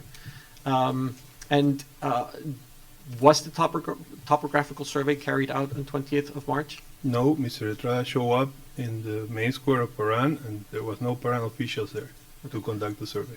Okay. And you recall that in conversations between the Paran community and Invicta, a couple of days before the 20th of March, Paran very clearly said you must pay the surveys of the topographer immediately? I mean, there was this meeting on the 15th. Mr. Estrada and the principals of the committee in Paran. We got what we just mentioned, and then on the 19th, our CEO, with Ansley and myself, drove down to Huacho to meet with Mr. Paran, with the president of Paran and the other representatives. We have a long meeting with them, and we try to understand their concerns because our intention, again, was dialogue. We want to come to an agreement with them. And somehow we offered them several things, and at that point in time, they start throwing to the table several other requirements that were not discussed before. And specifically, yes, they asked for us paying for the survey. Yes. Thank you. And indeed, that meeting of the 19th March is documented. There's evidence on the record. And the interest of time, since you've mentioned it, we don't need to go there to refresh your memory. On the 19th of March, Invicta did not offer to pay for the topographical survey. We told them that should be part of the agreement. Yes. No, that didn't answer my question. On the 19th of March, did Invicta offer Paran to pay for the topographical survey that was supposed to take place the next day? Yes or no? We didn't offer directly. It Okay. was part of a general agreement. You didn't offer directly to pay for the survey. That's correct. Okay. Do you know what happened the next day on the 20th of March when the topographical survey was supposed to take place? Two things. First, we show up, as mentioned before, in the main square of Paran to conduct the topographical study, but the Paran people has gone up to the mine and evict all our employees and take them out and reestablish the whole problem. Okay.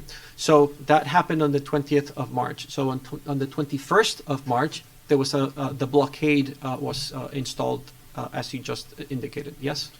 The blockade, the blockade never was never lifted, so the blockade was still there. They evicted people from the mine camp. Okay. Council, may I ask a question? Of course. Mr. Bravo, who was to pay for the topographical survey when you turned up the next day if no party had offered to pay for it? That's again haven't been discussed. We didn't discuss that on the meeting on February, and that's why I sent Mr. Estrada to talk to Peruvian people to check what's the scope of the work and what's the amount of to be paid. And in all fairness, we understood from day first that we will have to pay for that. The Peruvian people doesn't have any money. It was a matter of the scope of the work, and it was a matter of who's going to do the topographical study. Can we assume that whoever was to carry out the topographical survey would not carry it out if neither party was putting up its hand to pay for it? Yeah.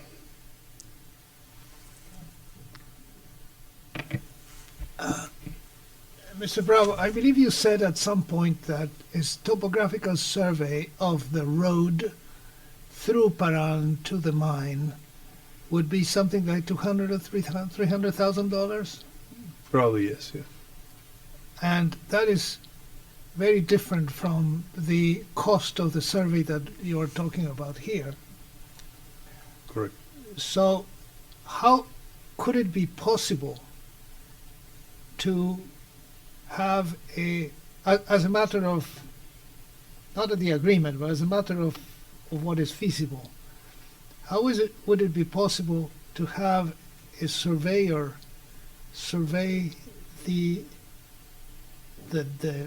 road for that amount of money?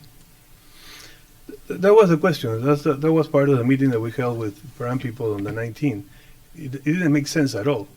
And that's part of our position. The Peruvian never had the intention to solve the problem. They were only waving around and moving things around and pretending to come to an agreement where there was never intention for them to sign any kind of, to come to a final agreement. So because it didn't make any sense. 30,000 soles for a survey, it was nothing. It would probably have a couple of paper, a couple of maps, but won't solve anything. It was not the scope of the work that was agreed. And even though that if we may agree to make a topographical survey for a road, it won't be enough. So it was a waste of money and a waste of time for everybody. So that was the reason, and that's our official position, again, is that Peru never had the intention to come to an agreement. So that's why we keep insisting for the police to intervene, because they were just buying time. So when we met with them in the 19th, we were trying to figure out what was behind this, what was the reason before that, behind their position. And that's what they realized what they want. That's what they put on the table they want.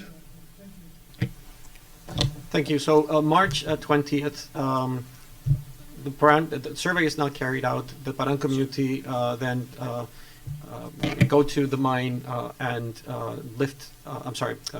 impose the blockade. And at that time, Lupaka decided to hire a security company, correct? We've been in discussion with them from before. Okay. Yes. Not can't precise the date because that was carried out directly from the CEO, but I got meetings with them because in any event, any mining company in Peru needs to have security on site. Also, the police, you can sign an agreement with the police for them to protect your interests and put policemen on your facility. So you need security anyway. You didn't have security before? I don't recall us having security, probably guards in the front gate, but not security like it should be, like any mining company in Peru has. So you didn't have, well, let me be clear, because you said I don't recall having security like any mining company in Peru. You don't recall, and I want to make sure, did you have or did you not have security at the site like any mining company in Peru would? No. you didn't have? Before the events on October 18, 2018, no. Okay. So at some point, you decide to hire a security company, like any other mining company in Peru would, and you decide that it shouldn't be just any regular security company, but it had to be a special security company, correct? That's correct. Okay. And you decide to hire an expensive security company, correct? I won't say expensive. It's just like the average price. Okay. Let's go to tab 42, second volume, exhibit R259, please.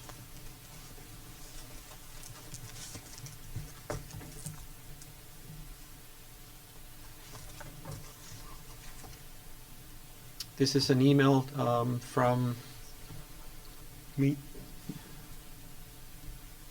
This is an email from Mr. Bravo to Will Ansley, and you're going to look in particular at the last paragraph in that page, in which you say to Mr. Ansley of claimant, it's critical to hire security.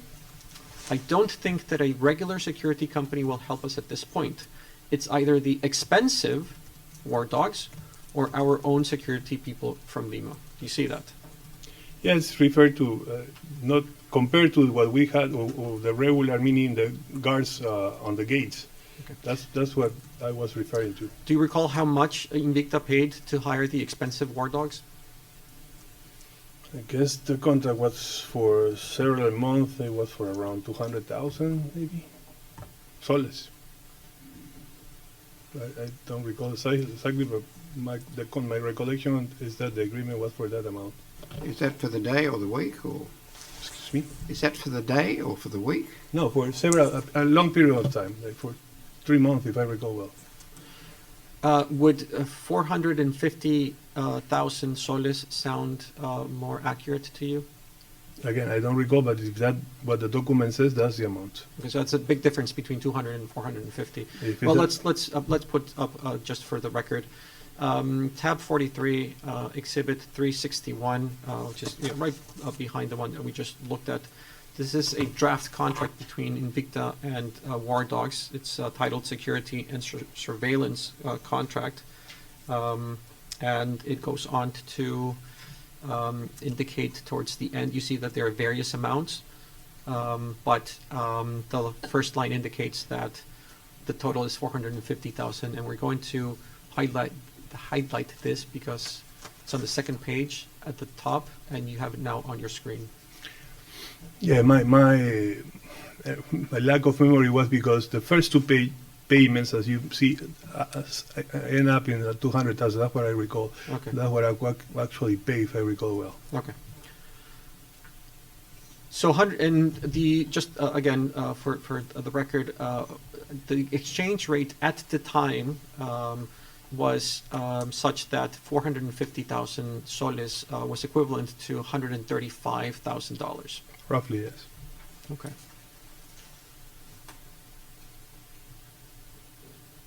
And you had agreed with the war dogs that they should only enter the site in coordination with the police, correct? That's correct. Okay. Sorry, just to clarify and answer one of the question, what was the time frame for that agreement? Can you show me the We can show you the first page. What the time frame was, ultimately, we don't know. That's information that the company had, which we requested in document production, but this is what we got. There's no time frame in the agreement? We asked for documents, Mr. Bravo, and claimant produced this. But if we go through the document, we can find the... We can. You have it in hard copy if you also wish to take a look. It says at the end, you will see that it's 23rd April of 2019 when this was signed. Show it to me. I have to And at look least for in it. the draft. Again, Other claimant than- did not produce the final. Mhm. There's no duration clause.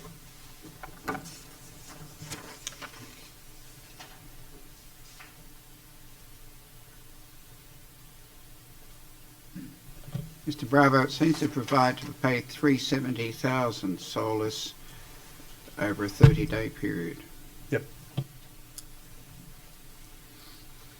Okay, so I had asked you, and you responded that the war dogs were supposed to enter the site only in coordination with the police. But that is not what happened on 14th May 2019, correct? The war dogs entered the site without the police escort? That's correct, because there was nobody at the blockade. Okay. And you remember having a conversation with the war dogs and them asking you whether they could enter the site, despite No. the fact that the police presence was absent? No. Don't recall. I mean, we had two conversations. The night before, when I specifically instructed not to get in without the police, and the day before, when they called me, they told me that they reached the mine, and I asked them, "Is the police with you?" And they said, "They are coming." That's the two conversations I had with them. Okay. And they asked you, you asked them whether police officers with them, and you asked that because your previous instructions had been, you can only enter the site with the police, yes? That's obvious, yes. Okay. And at that point, when the war dogs call you and say, "We're here, there's no police," despite your previous instructions, you didn't say, "Don't go in, there's no police." It was a requirement to go in with the police. Don't go in is pretty late. Yeah, they were already there, so there was don't go in. And in those circumstances, the fact that there was nobody in the blockade and they were already in is just walking in an empty house, Okay. in our empty house. So the war dogs, therefore, did not follow your instructions. Is that correct? You can say that, yes. Yes. Okay.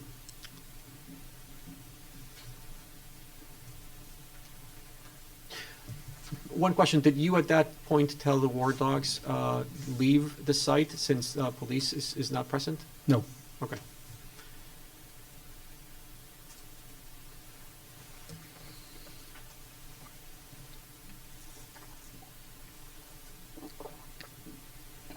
And just quickly, since you mentioned that no one was there, you were not there, correct? No. Okay. And so no one was there is the information that the war dogs provided to you on that day when you had the conversation with them? There is a video that proves it. Okay. I'm sorry. Repeat the answer, please. There is a video that proves it. And the war dogs also told you that there were the shots fired by Paran on that date while the war dogs were there? After that, yes, a couple of hours after I got the call, and also to clarify, Mr. Estrada was also with them, and he actually shot the video. Somebody else shot the video, and they called me 2 or 3 hours later to tell me that they were running out because the Paran people show up shooting them. Okay. And you're aware that there was a police report also from that same day that provides a different account? The police report just recollects what the Paran people says. Okay. And that's their statement, and we have our statement. Exactly. You have the statement of Estrada and the war dogs, and then you have the statement of Paran representatives that went to the police station that day and made the report, yes? That's correct. And for the record, this is a police report of that day, 14 May 2019, and it is R 262. It is, I believe, 44, Mr. Griffith. And in the interest of time, given that there's, I believe, common ground on the facts, I will not continue asking about this, but it is tab 44, R262, from that day, 14 May 2019, in which the Paran representatives say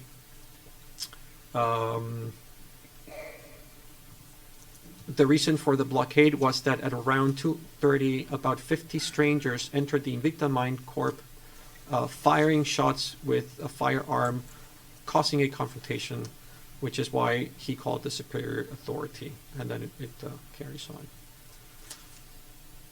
And a few weeks after the confrontation, after this, 14 May 2019 event, the Paran community requested the closure of the mine, correct? That's what we were informed. Okay.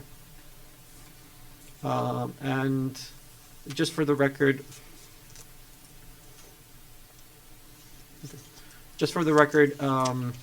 two things. The video that you referred to, can we have the reference for the record? Which it's a video from Mr. Estrada. It was shown on the first day. It has been shown, it's in the record. Yes, okay, excellent. It shows the tents, it's C362, just for the record, in case you wish to see the video again, since Mr. Bravo has referred to it. And for the closure of the mine that was requested, also for the record, this was a few weeks after this event, 2nd July 2019. It's in tab 45, C221.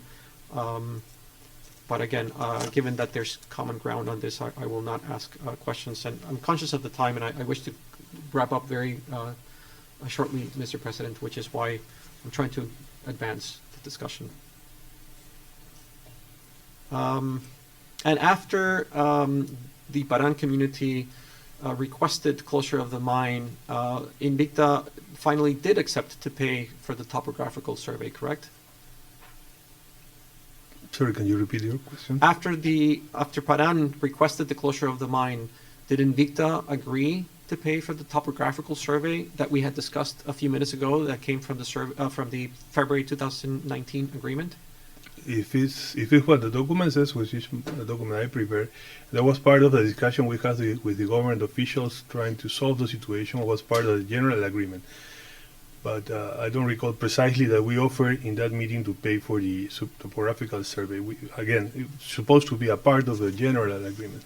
You don't recall, Mr. Bravo, that Invicta conveyed to the community acceptance to pay for the topographical survey for the construction of a road through Paran, and your willingness to negotiate an agreement with the Paran community?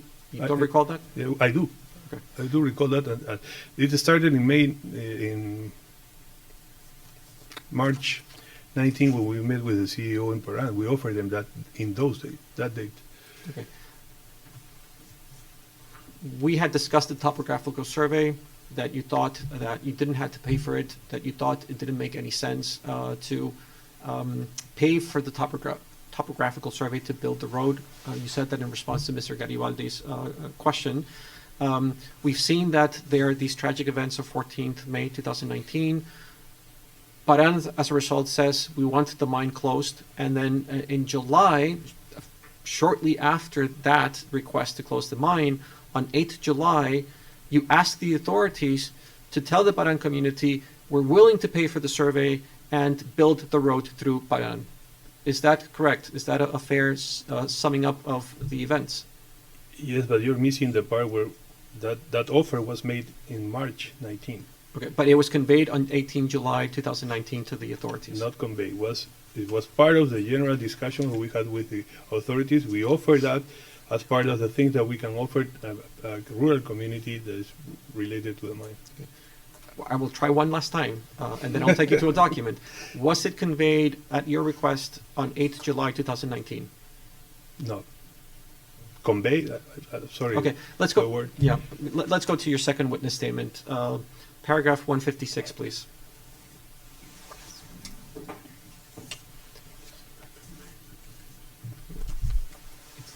You drafted your witness statement, Mr. Bravo? Yes. Okay, and you understand the meaning of the word convey?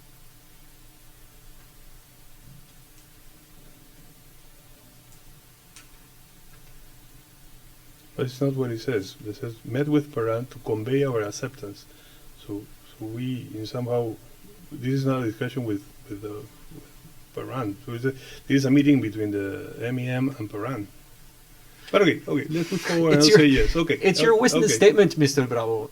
Agree. This is not But Counsel, you're representing that Mr. Bravo represented to this government. That's not what the document said. No, that MEM met with Paran to convey on 8th July the acceptance by Invicta to pay for the topographical survey for the construction of the road through Paran. This is your witness statement. Yes. Those are the facts. Thank you. Okay, last few questions. Did Lupaka hire a lawyer, hire and pay for a lawyer to pursue legal proceedings on behalf of the Laxanga community against the Paran community? No, as mentioned before, we agreed to advance payments on the general agreement we have with Laxanga for them to be able to conduct their business and their rights against Paran and everybody else. Okay. Do you recall a lawyer by the name of Farouk Selada? Yes, I recall him. Okay. Do you recall paying for Farouk Selada to provide legal services? For us, yes.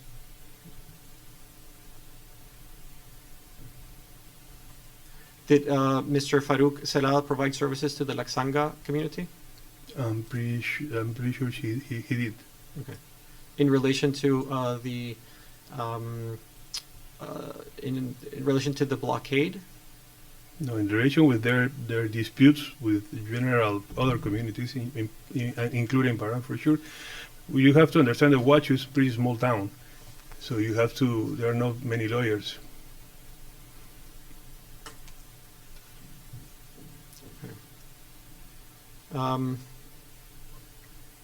Let's look, just for the record, at C248, tab 25.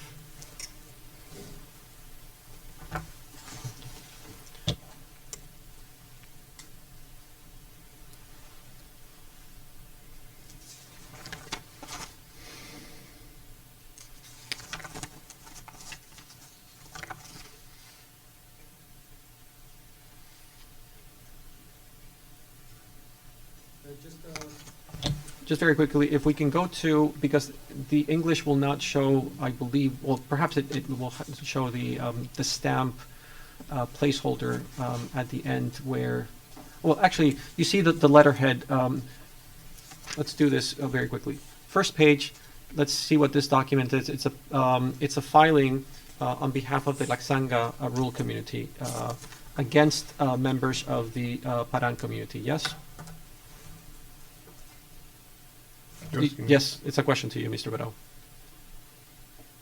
Yeah, I mean, yes. Okay.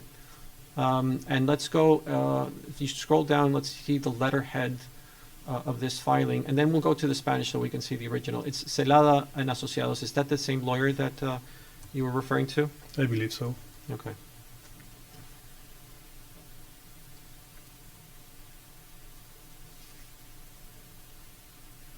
And if, let's go down to the last page and see if there's the stamp. There it is. Yeah, it has been reproduced. So it is signed by Mr. Farouk Selada.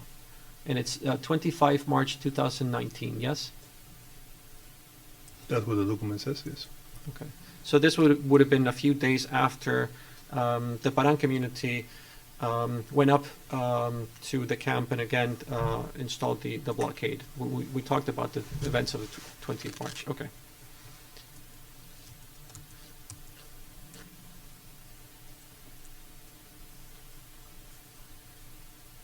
Okay.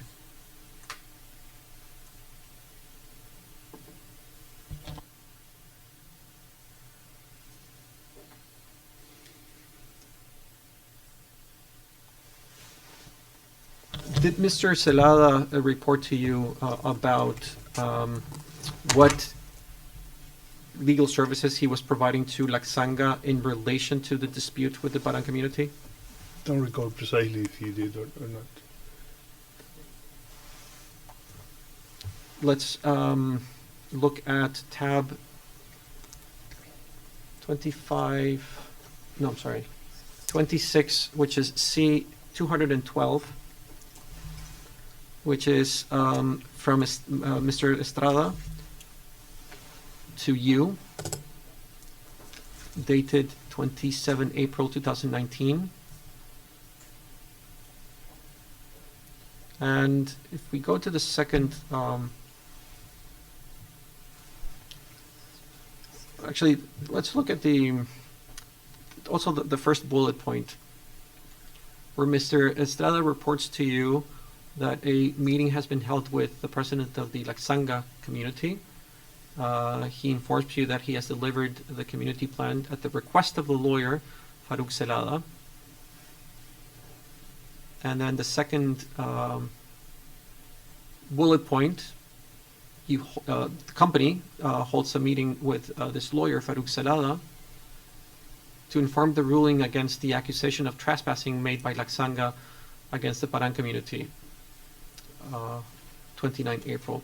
So does this, and this is in relation to inspection will be carried out where the Paran community members are blocking the road to the camp. So it is referring to the blockade at the camp. Does this refresh your memory about conversations that the company had with Mr. Salada in relation to legal services provided on behalf of Laxanga in relation to the blockade? Yeah, Mr. Estrada was following up the actions that were going on from the community of Laxanga, for sure. Okay.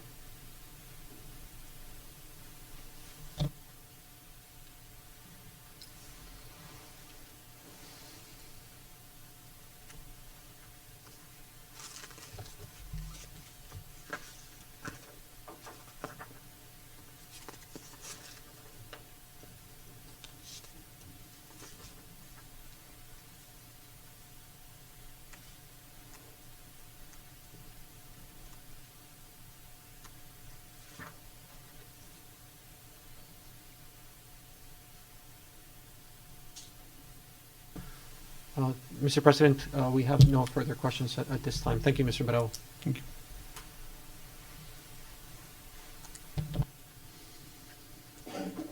All right, thank you, sir. I have a question or two for Mr. Bravo, and I suspect my colleagues may, but I think the most efficient would be to proceed with the redirect, and then we can put to Mr. Bravo any questions we might have. Would that be agreeable? Okay. All right, so let's move directly to the redirect. Mr. Bravo, you're acquainted with what's happening here. You will now get a series of questions from lawyers for the claimant. All right, thank you very much.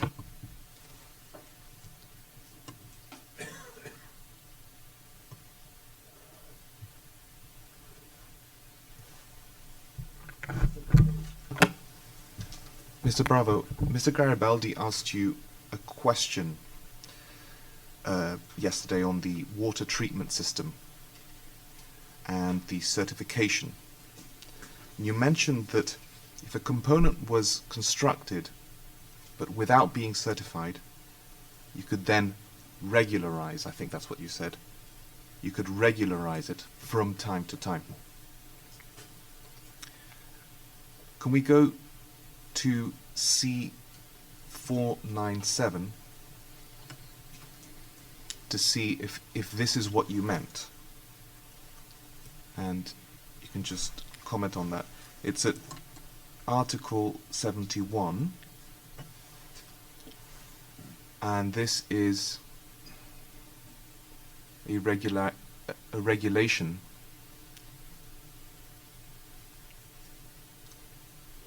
of, let's have a look at the date first, sorry. Let's have a look at the date. If you can go to the beginning, of the regulation so we can see the date and what it is exactly.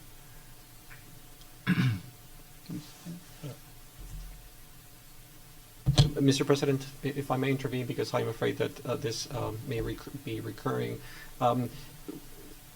The witness on redirect is being asked to look at a document, and then they're pointing to a provision, and then they will ask the witness to read the provision and provide the understanding. That is leading. That is a way of using redirect to introduce evidence into the record. That should be reserved for arguments, Mr. President.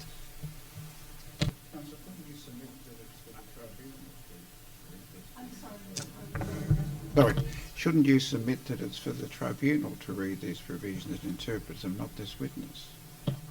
I fully agree, Mr. Griffith. The witness referred to a provision or regulation that was for the purpose of regularizing a component that had been not licensed, and I just wanted to confirm with him if this is what he meant. I'm not going to go through and read it. I'm just going to refer to I the think that's a provision. proper question. Why don't we drive on? Is this the regulation to which you referred? Correct. That's the regulation. This was issued in May 2019. It's called a PAD, which is a regulation that the government issued basically to regularize existing components that were not included in the EIA. That was issued again, and if I may refer to a regulation that was shown yesterday, but I couldn't understand exactly, that's my fault. Article 17 or Decree 040, 2014, that the Council for the Government rephrased, but we didn't read the last paragraph. Right. Sir, I think you've answered the question. The question was, is this the document you referred to? And the answer is yes. So perhaps Correct. we should move on. Thank you.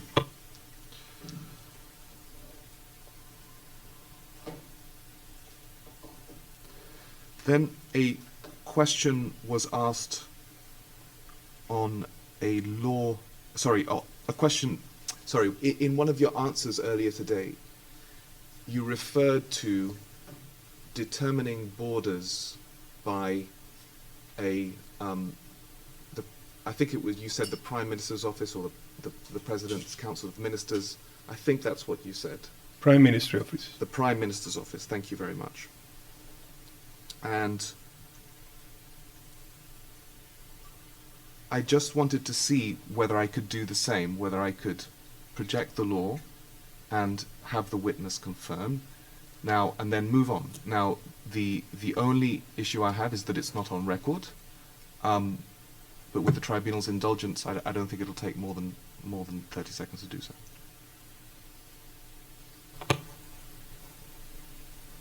I think if it is, let me defer to my colleague, Mr. Garibaldi here.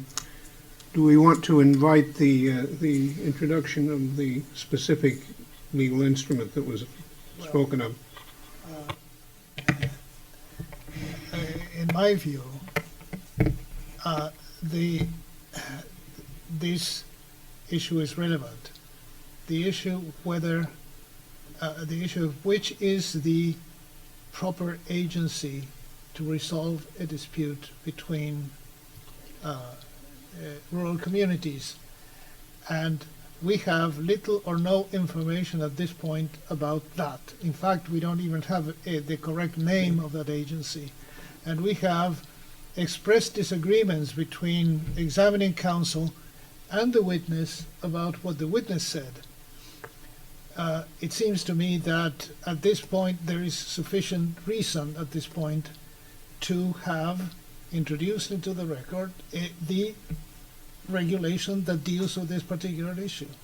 Yeah, well, on that basis, the tribunal under the ICSID rules has the power to request the production of evidence, and so the tribunal requests on its own motion that this be put into the record. Can I just ask the witness to confirm first of all that this is the right regulation, and then we can proceed. Before we with the get there, matter suggested? may I ask a point of clarification? Because Mr. Garibaldi, you have asked about the agency that would be competent to resolve conflicts between the communities. That is, looking at the transcript. There are various agencies that within their mandate would be competent to issue or to address conflicts between communities. But we need to be more precise. I understood you yesterday to be asking about disputes about the boundaries and which agency would resolve that dispute as to boundaries. So for instance, Minim has an office that deals with community relations. Minim has an office that will deal with community relations. They all have different competencies in respect to that issue. So we need to understand, for the purpose of introducing the information that you require, what aspect of community relations in particular you're interested about in terms of which is the agency that would deal with that aspect of community relations. That's a very fair question. I was interested, and I continue to be interested, primarily on the question of boundaries. Thank you. And may we, Mr. President, then submit evidence into the record that goes to that specific issue? Well, counsel, possibly we should have the claimant say what is referring to for what purpose, and leave to you to make a reference for that same purpose. Although I'm, Mr. Griffith, thank you for that guidance. I am more concerned about Mr. Garibaldi's question, which may not have anything to do with what claimant will be now putting to the witness.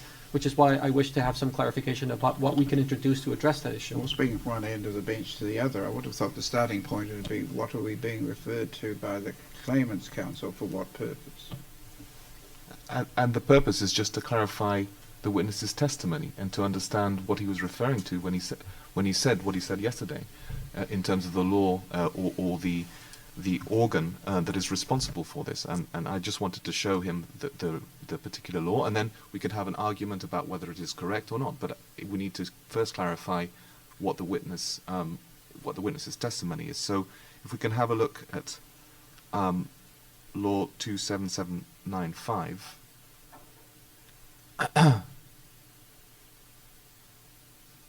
Thank you very much. I mean, it's in Spanish. If we can just have the witness at least read article number 5, please.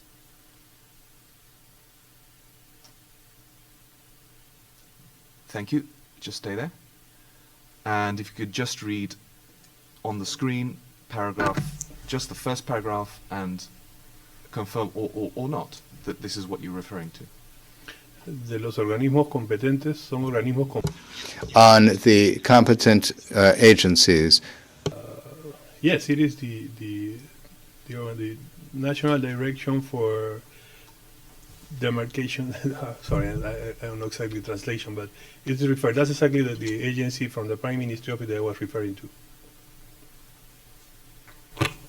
Okay, so we've established that this is the document, and I think we've further established that the tribunal would like to have access to this document. Are we prepared to will somebody submit this in response to the express request of the tribunal in the exercise of our powers under the rules to request documents? Understood. I see an affirmative nodding of the head from the claimant. And at this point, can I therefore renew my request? Having heard the question, the document that will be introduced, are we allowed to introduce evidence that goes to this issue that was raised by Mr. Garibaldi? When you say evidence, counsel, you mean legal instruments or legal opinions or writings of learned lawyers or what? Legal instruments that would be considered an exhibit, given that international law is what's being applied here, and therefore municipal law being a fact. We wish to introduce exhibits that will go to this issue. Okay. Against that, I think we should only have the instrument that was counted. Let me do this. Let me invite you to give us a submission that lists and identifies particular instruments that you regard as relevant for this purpose. Do not attach said instruments, but submit that to the tribunal and to the opposing party, and we will consider what to do. Thank you very much. Might I suggest that we have the first paragraph read so we have a translation in our transcript? That'll get us Thank you, going. that's very sensible, sir. If you could, I'll read it myself.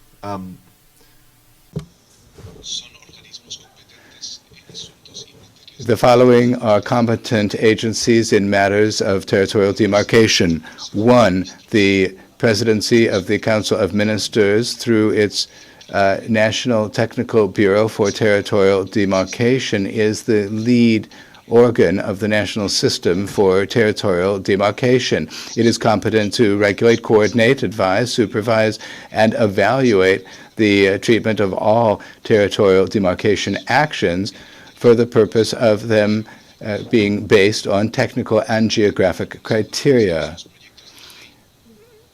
The bills of proposals that are in agreement with it are processed before the Council of Ministers, or are being considered or put before the Council of Ministers.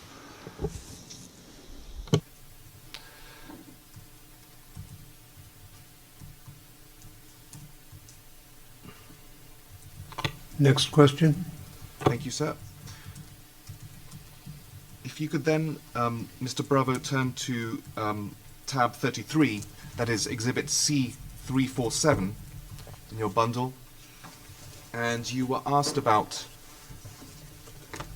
this exchange with Mr.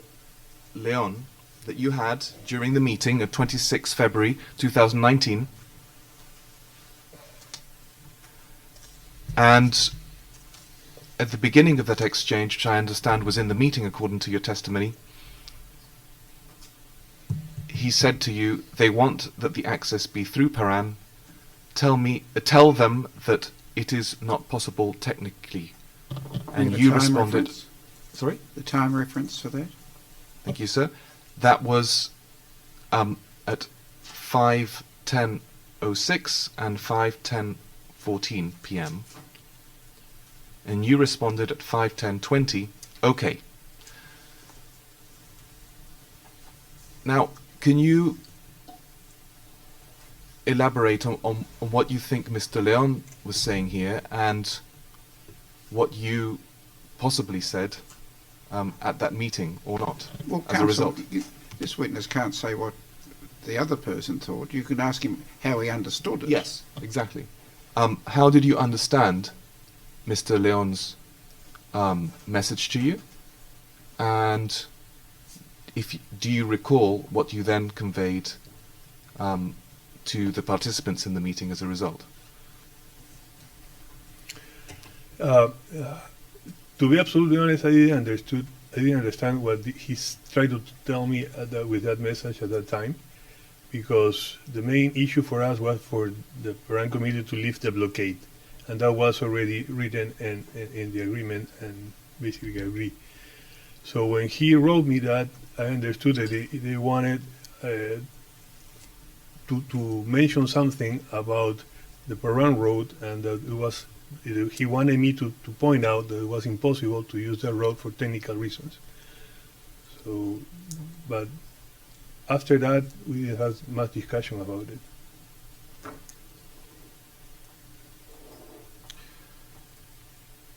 Moving on to exhibit. Sorry, you. Before we go there, you were asked on your understanding of the 26 February 2019 agreement, and you had quite a long discussion around that theme. I am going to move to another point, sir. I made a point in the earlier part of this session that this statement by Nilton Leon, tell them that it is not possible technically, did not make sense. Now I understand what it may have meant from an objective standpoint. I wasn't there, and of course I cannot speculate beyond what the words say. But Nilton Leon, who is a public official, is telling you, is advising you to tell them, Paran, that access through Paran is not possible technically. Now, so it makes sense only in the sense that Nilton Leon is trying to avoid this issue of access only through Paran as a new issue to be introduced in the discussion. And to that extent, I would like to amend for the record the comment I made earlier that it didn't make sense. It seems to me it makes sense, but only in the sense that Nilton Leon is trying to get rid of this issue. Is that right? Due to the events that occurred after that, it made total sense. He was aware of things that we were not aware at that time, personally myself, and he was trying to tell us something that probably he knew at that time, but we didn't. I didn't particularly. But that was something that we realized after, and in the course of the events that occurred in the days following the agreement.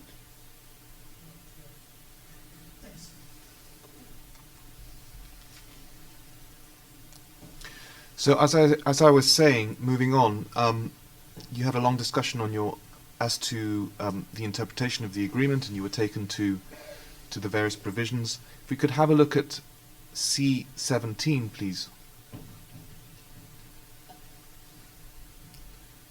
And this is a letter that you sent on 28th February. If we could have it in Spanish as well, please. On 28th February.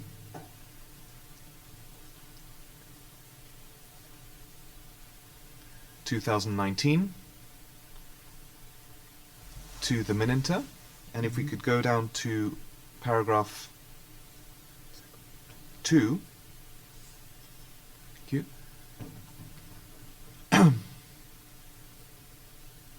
You sent this letter, I understand, just 2 days after. Just 2 days after you entered into the agreement, and having read that, what were you doing here, writing to the Minenter? What were you conveying here at paragraph 2? We're trying to establish that the agreement was signed on 26. On the 27th, following day, as per agreement says, we tried to get into the mine, but we couldn't. The blockade was still in place, and our people couldn't go up there. So we're somehow telling the ministry that we tried to comply with the agreement, but it wasn't possible because the blockade remains there. Okay. Moving on from this document. And let's go to tab 35, exhibit C619, page 184.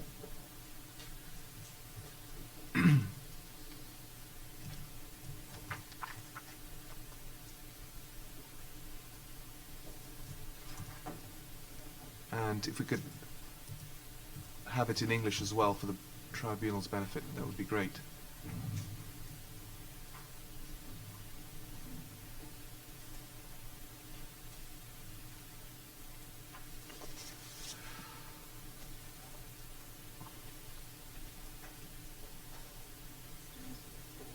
Could we have it in English as well?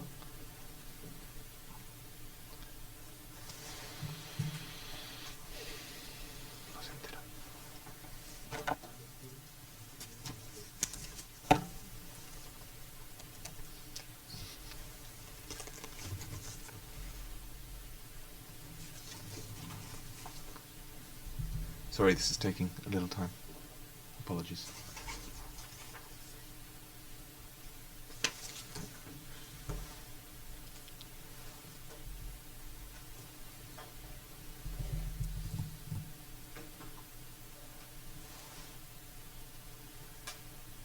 Okay, thank you very much. And if you could just scroll down a little bit more than from where the yellow is. And so this is the, at the page that we have in front of us, it's the exact reference is to 2nd March 2019, time 5:29:42 p.m. And if you could read the Spanish, just going down, just read that conversation. You were taken to this conversation. Just read that whole conversation because you were effectively cut off around the middle. And read that conversation, and then I'll ask you a question. Spanish, right? Yeah, I mean, I think that's going to be easier given the problems with the translation. From there, from just read it to yourself. Oh, yeah. Okay. If you could just scroll down.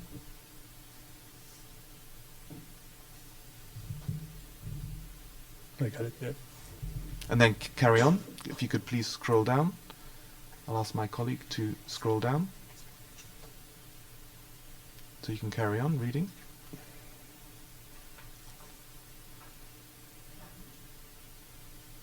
Thank you. Did you get that? Yep. Okay, excellent. Now you're referring to the Laxanga road in this exchange, and that access was difficult through this road. You mentioned during your testimony that it had to be works on it.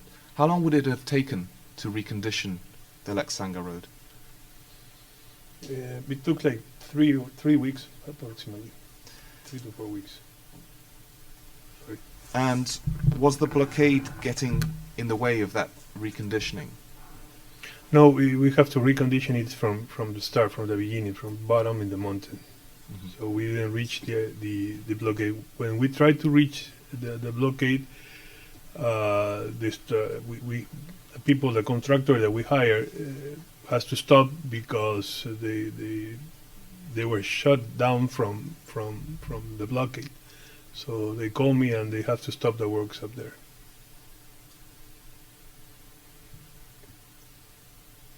They were shut down from the blockade. Yep, from the Paran people. So they were told to leave. Is that what you're saying? I just want to understand what you mean by they were shut down from the blockade.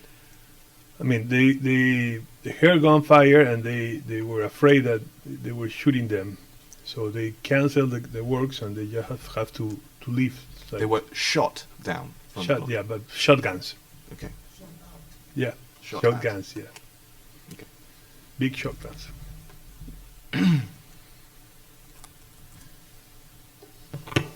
Counsel, before we leave that exhibit, I wonder if I could ask Mr. Bravo a quick question.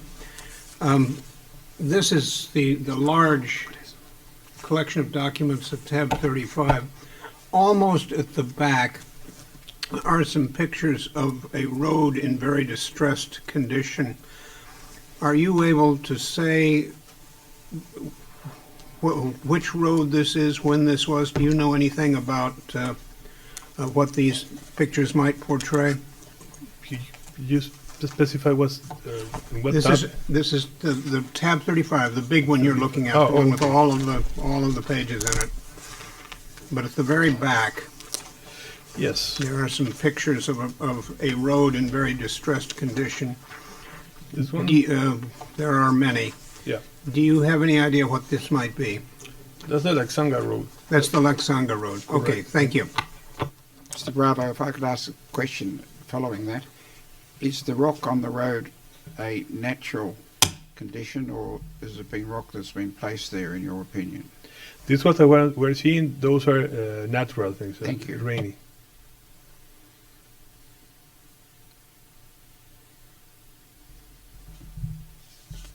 Are those motorbikes the sort of motorbikes that you had access with? I'm so sorry.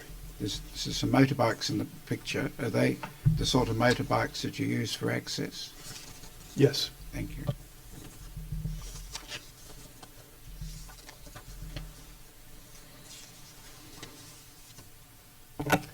Thank you. If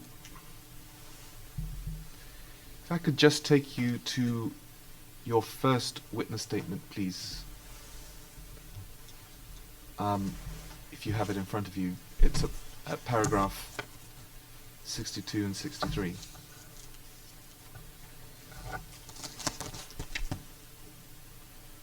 If you could read that.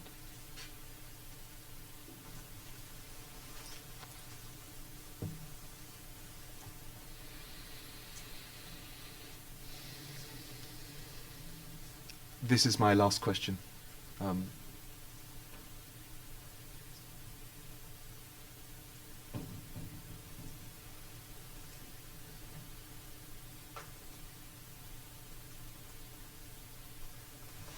Yes.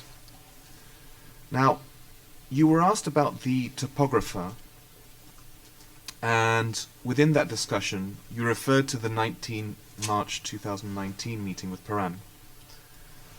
That's the day before Paran re-evicted Lupaka's workers. And I wasn't clear on your answer as to whether you told Paran you would pay for the topographical survey or not. Because I think initially you said you didn't offer this, and then later in questioning you said you did. And I just want you to be clear on this point as to your exact testimony. So what is it? Did you during the 19 March 2019 meeting, what was said in relation to the topographer? Were you going to pay it? Were you not going to pay it? If you could just clarify. We said that we will pay it as part of the general agreement with the Paran committee that we're seeking for. And we're talking about the road survey. It was not the survey that was agreed in the February meeting. We're talking about something different here, which maybe what Paran tried to set or tried to agree in the meeting in February, or something that was brought up, but we will agree on that if all the circumstances step in. So, are you saying that, okay, there was a 26 February agreement that was to establish a dialogue table, and then there would be another agreement going forward, and that could be part of it. I don't understand what you mean by as a general agreement. That's what I need clarification on. General agreement. What do you mean by that? Again, the dialogue table will set up certain demands that the community may have, and as part of if as part of their demands in that dialogue table, this issue on the survey for a road may raise or will be part of their demands, we're willing to accept them and even pay for the survey, because again, it was basically in our benefit. We can use the road. It was a shorter road, not for big trucks, but yes, but do for pickup trucks. So it will help us out. It wasn't the benefit of both. But the answer is yes, we were willing to pay for that. No further question. Thank you, Council. We're going to need to take a short break in a moment, but for planning purposes, let me ask, do my colleagues have additional questions for Mr. Bravo? All right, I have no additional questions for Mr. Bravo, so we can thank you for your testimony and release you. You can go with our thanks and be a free man. Mr. President, I just have one issue. Yes, sir. What is your question? We can raise it after the break. I'm not sure whether Mr. Bravo needs to be present. It's in relation to the document that was read in counsel for claimant asked him to read a couple of provisions at the request of Mr. Griffith. We have a request that two other provisions that come earlier also be read into the record. We can do it after the break? Let's deal with that later if we could, please. So, Mr. Bravo, you are excused, and thank you for your testimony. We will then proceed to the next witness, but before the next witness is physically on hand and available. I see an affirmative nod back there.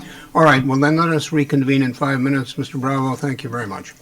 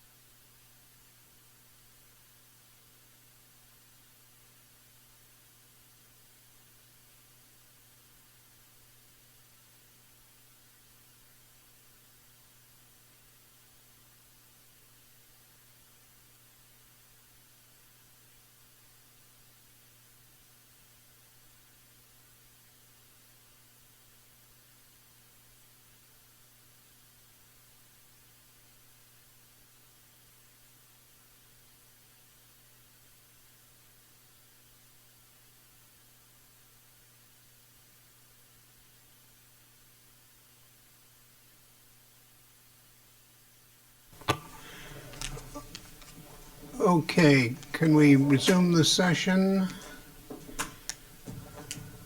Yes, sir. Council.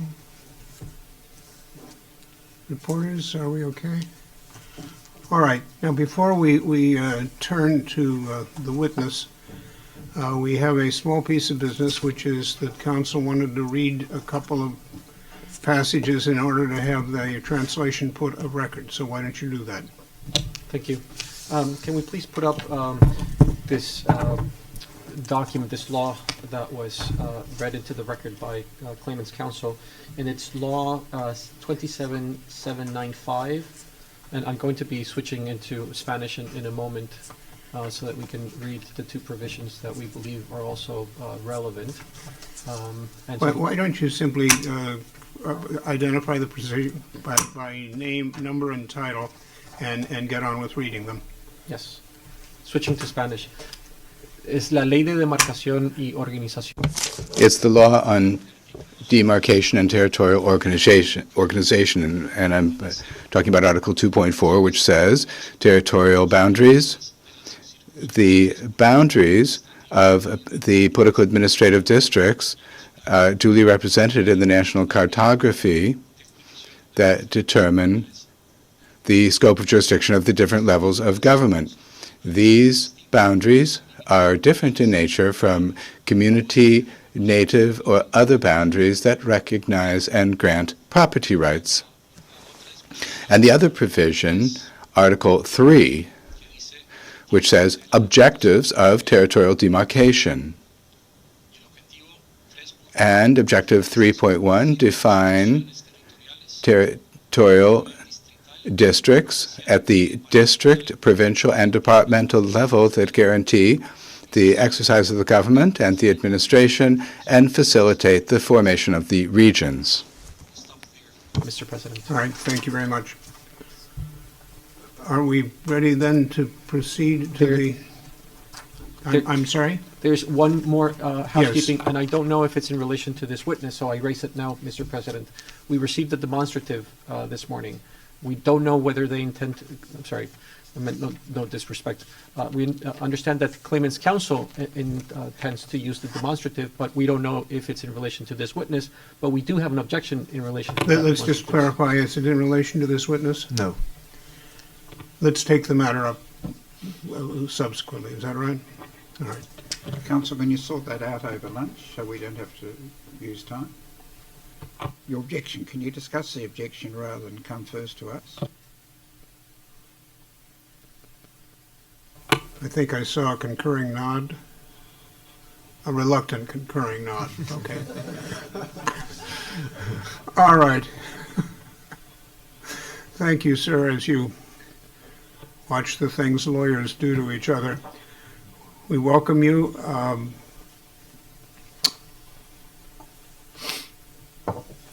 Has the procedure to be followed been described to you?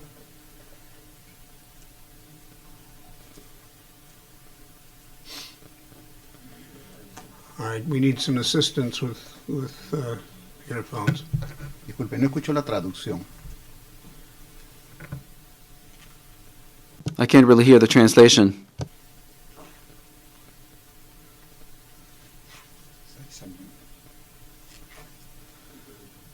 Can you hear me now, sir?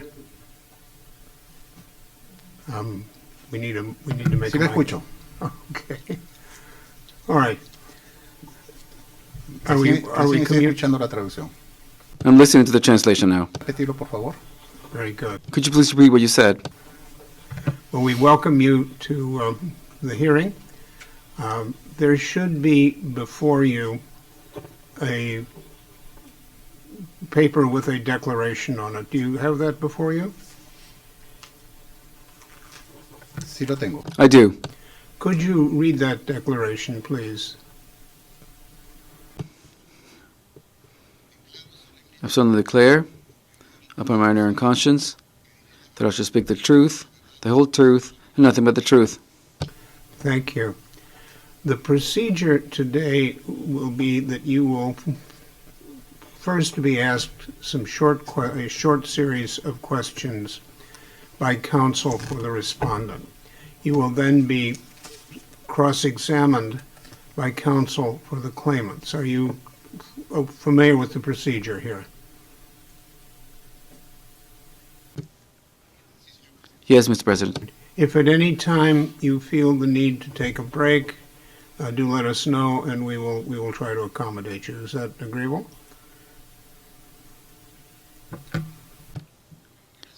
Yes, thank you, Mr. President. Now, one thing I would ask you, I suspect that you will be getting questions, some questions in English, some questions in Spanish.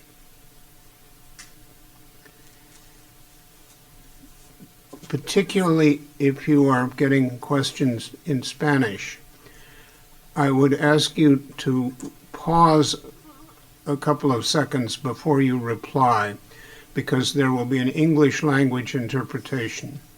And if we do not have that pause, you will be speaking over what those of us hearing the English interpretation will be hearing. Is that clear, sir? Understood, Mr. President. Very good. Well, we welcome you, and we turn you over to the lawyers. Counsel? Excuse me, Mr. President. Before, may I think the witness can leave his microphone on because he will be answering the questions all the time. Not for everybody else in the room, but I think for him it will be easy if he leaves it on. Thank you. Sí, gracias. Buenas tardes, señor Trigo. Good afternoon, Mr. Trigoso. You have before you two witness statements.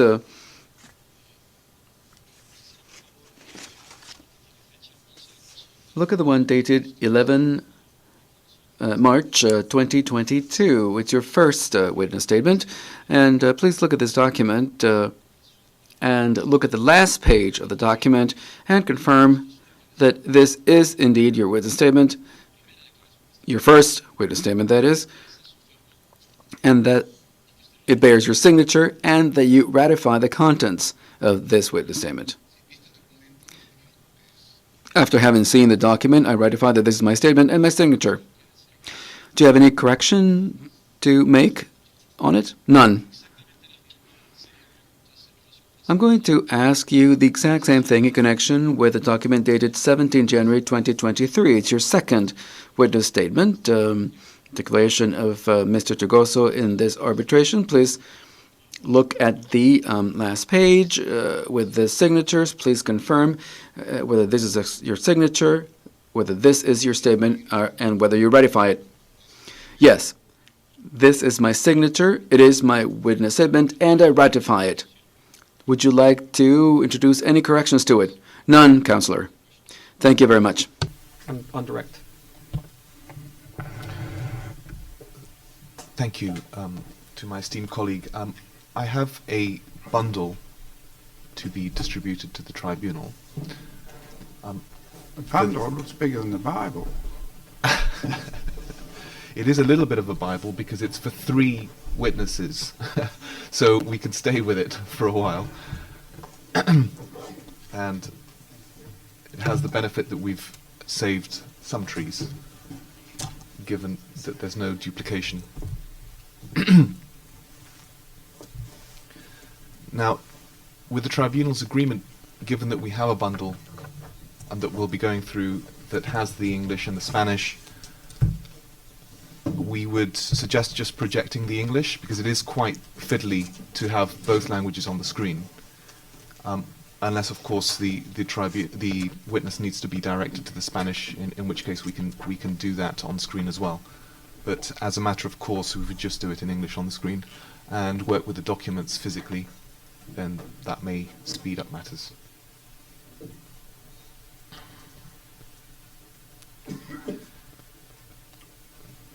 Buenos días, señor Trigoso. Me llamo Jaime Gallego. Good morning, Mr. Trigoso. My name is Jaime Gallego. Good afternoon. Mr. President, if you allow me, I would like for me to be shown the Spanish versions. I do not see or read English. Yes, of course. On your left, you're going to find a binder. The binder has all the documents about which you're going to be examined about, and they're in English and in Spanish. Simply, I'm going to let you know the document, and I'm going to show you the Spanish version. It's in the bundle. As you've heard the President say, we're going to talk, you and I, and we're going to have to make a brief pause between the question and the answer. We shouldn't really speak very quickly, and we should not really overlap when we speak.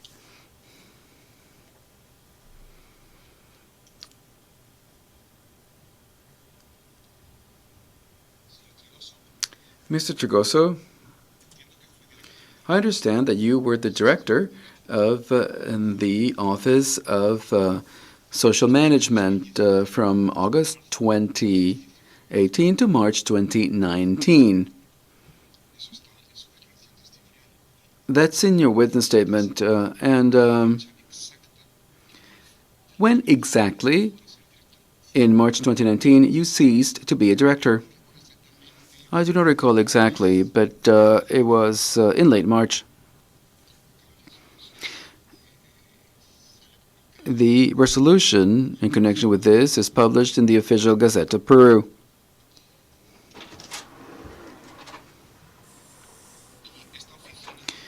This office that I just mentioned, you were the director office, it is under the OGGS, correct? Yes. And this is the office within OGGS that deals with managing social conflicts. Yes, that's right. That's also indicated in the regulations for the organization of the ministry under Supreme Decree 028/2018. This position you held at the same time that you were holding the position of General Director of the OGGS, December 2018 until January 2019. Yes, 6 December 2018 to 26 approximately January 2019. In connection with your first position in late March 2019, you were the coordinator for the promotion of dialogue and citizen participation until 30 November 2019 in the same office, correct? Yes, correct.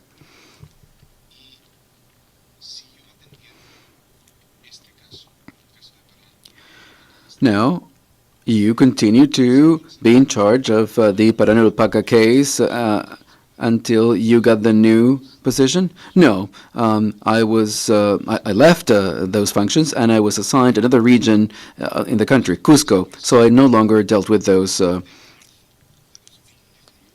places in those cases. So starting in March 2019, late March 2019, you ceased to be in charge of this case. Yes.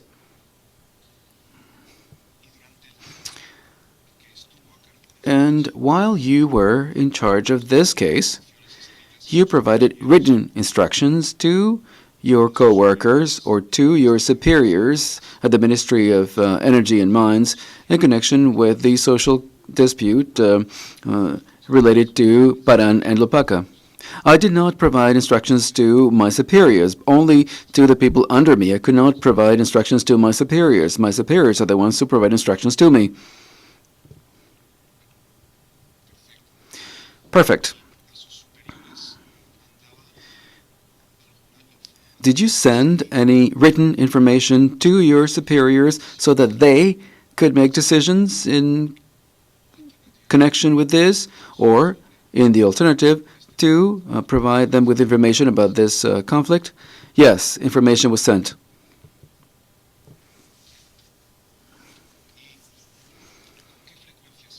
How frequent was information sent to your superiors?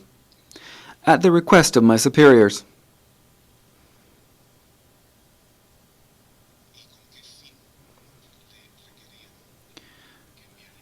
What was the purpose for which they wanted information to be given to them? Well, because there was a dispute and that had to be addressed on a priority basis because of the size of the project and the type of the crisis or the status of the project. Was this one of those cases? Yes. In my statement, I indicated why that project was giving a priority status. With the people working under you, did you communicate with them in writing frequently? In writing, and we held weekly meetings with the equipment of social management. We did not only dealt with one issue, but the other conflicts, the other disputes that were there, so that we could address them opportunely. Were there minutes drawn of those weekly meetings? No, not meetings were held. These were internal working meetings. Wasn't there a summary of the meeting? Was anything sent by email? Was there nothing? Well, perhaps there were PPT presentations of the internal cases, and the person giving the presentation was heard by us, and we took notes to see what joint actions were going to be taken. Who was responsible of preparing the PPT presentations in connection with this conflict? Well, it was the coordinator for each region of the country. Now, in connection with this dispute in particular, the Peru dispute, who was in charge of that? Well, Mr. Cesario was responsible for the region, not the conflict, and he worked with a team of experts. And he was the person who made the presentation? Yes, with his team of specialists. It wasn't just we dealt with one case in each region. So if you could just wait a second or two before you're beginning to answer, the interpreters are having to race. So slow down just a little bit before you answer, please. Thank you, Mr. President.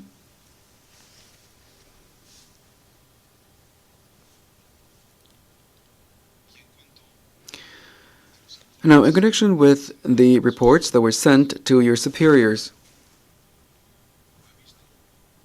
I have not seen any report in the case file.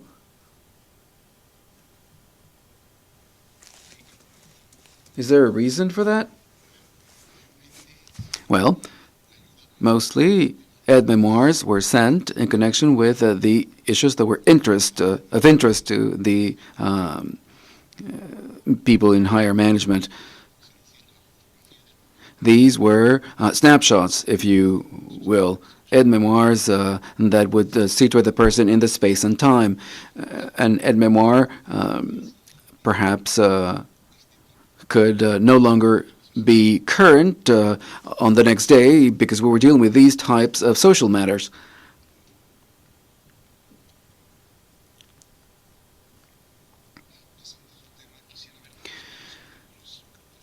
Let us look at Supreme Decree 2118,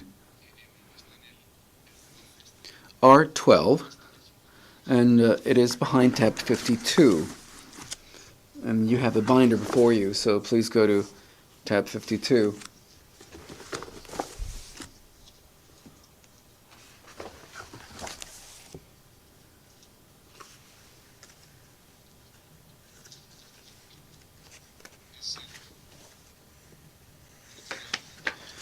Well, C645, but the original document is R12. Let us look at 51G.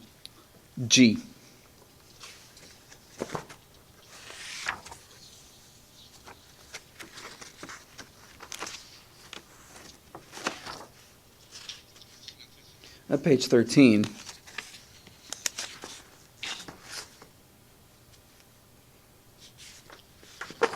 Yes, I'm looking at it. Have you read it?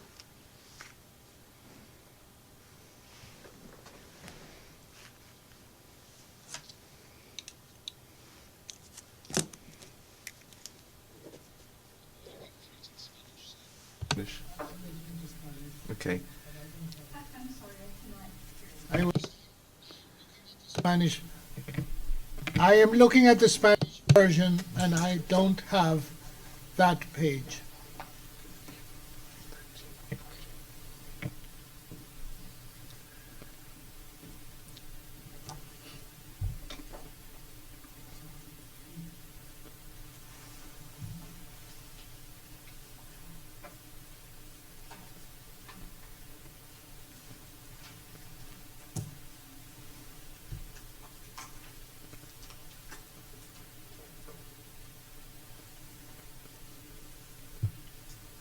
So it's Article 51G.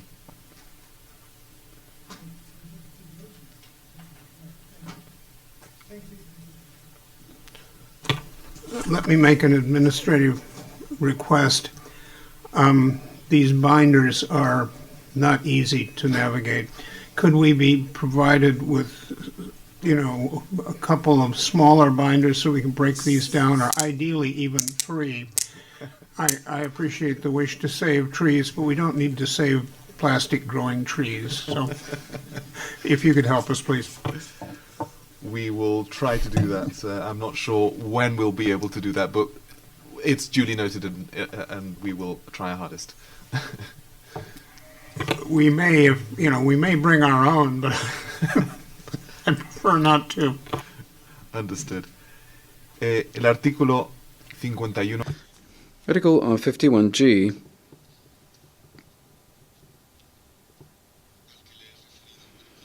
that I've made reference to, I understand that what they're trying to say here is that if there is an emergency in the management of a conflict, the OGGS has to suggest a coordination mechanism so that the Ministry of Energy and Mines can coordinate things with the other ministries.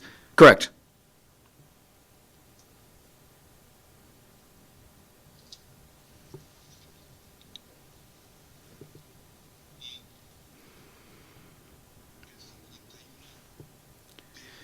(51) B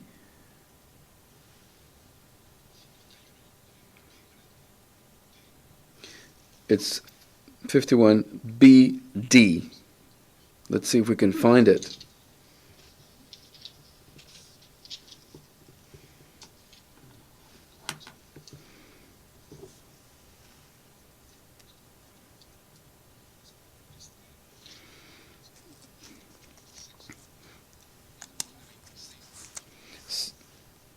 It's on page 26 of 40 in Spanish. It's the same document, right?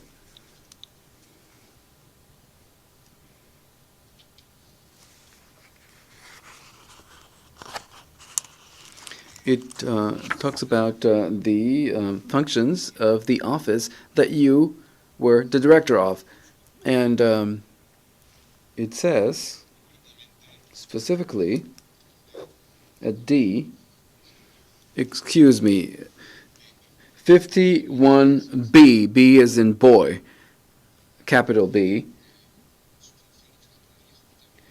that the functions of the office was to prepare and execute crisis plans as well as coordinate with internal law enforcement when appropriate.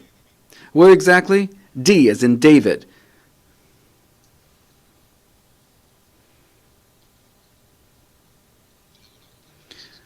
Correct.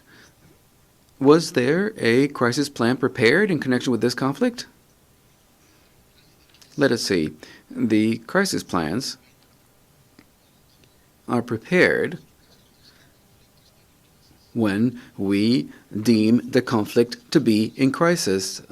The conflict at the time was undergoing a process of negotiation. There was dialogue. There were discussions held. So, your answer is no. No crisis plan was prepared at any time. Is that what you're answering? I didn't say that it's not prepared. When there is dialogue ongoing, we do not prepare a crisis plan. We actually try to solve the social cases by dialogue mechanisms. after the crisis, then after the crisis has ended, a crisis plan can be prepared. Now, to your knowledge, was a crisis plan prepared or not prepared? No, to my knowledge, no crisis plan was prepared.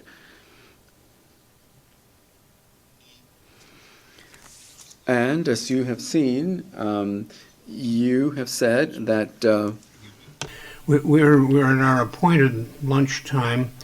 Is this something you can conclude quickly, or would Yes. you like to? Yes, You we're want? moving on after this question or a couple of questions. I estimate 2 minutes, 3 minutes.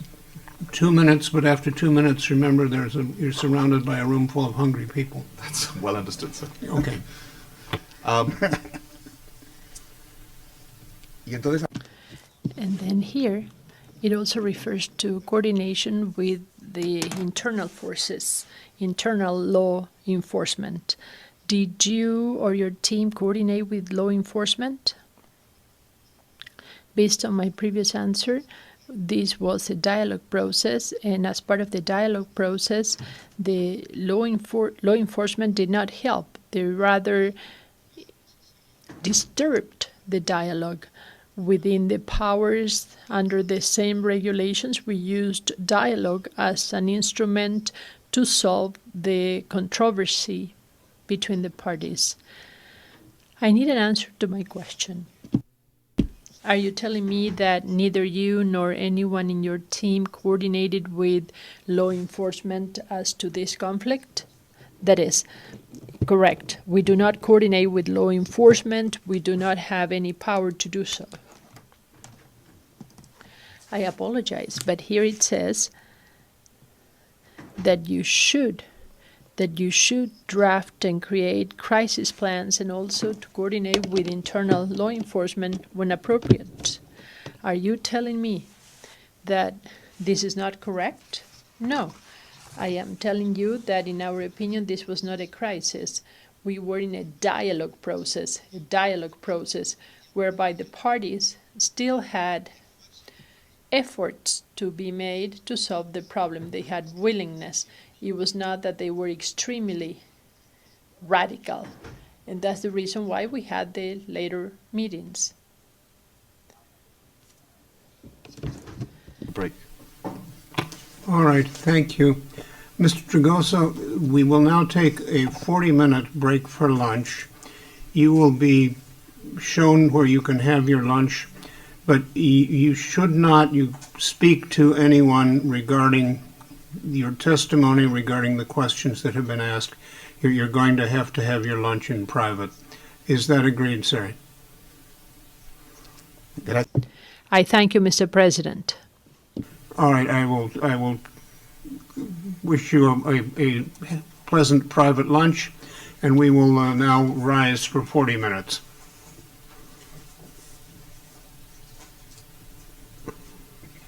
gracias. Thank you.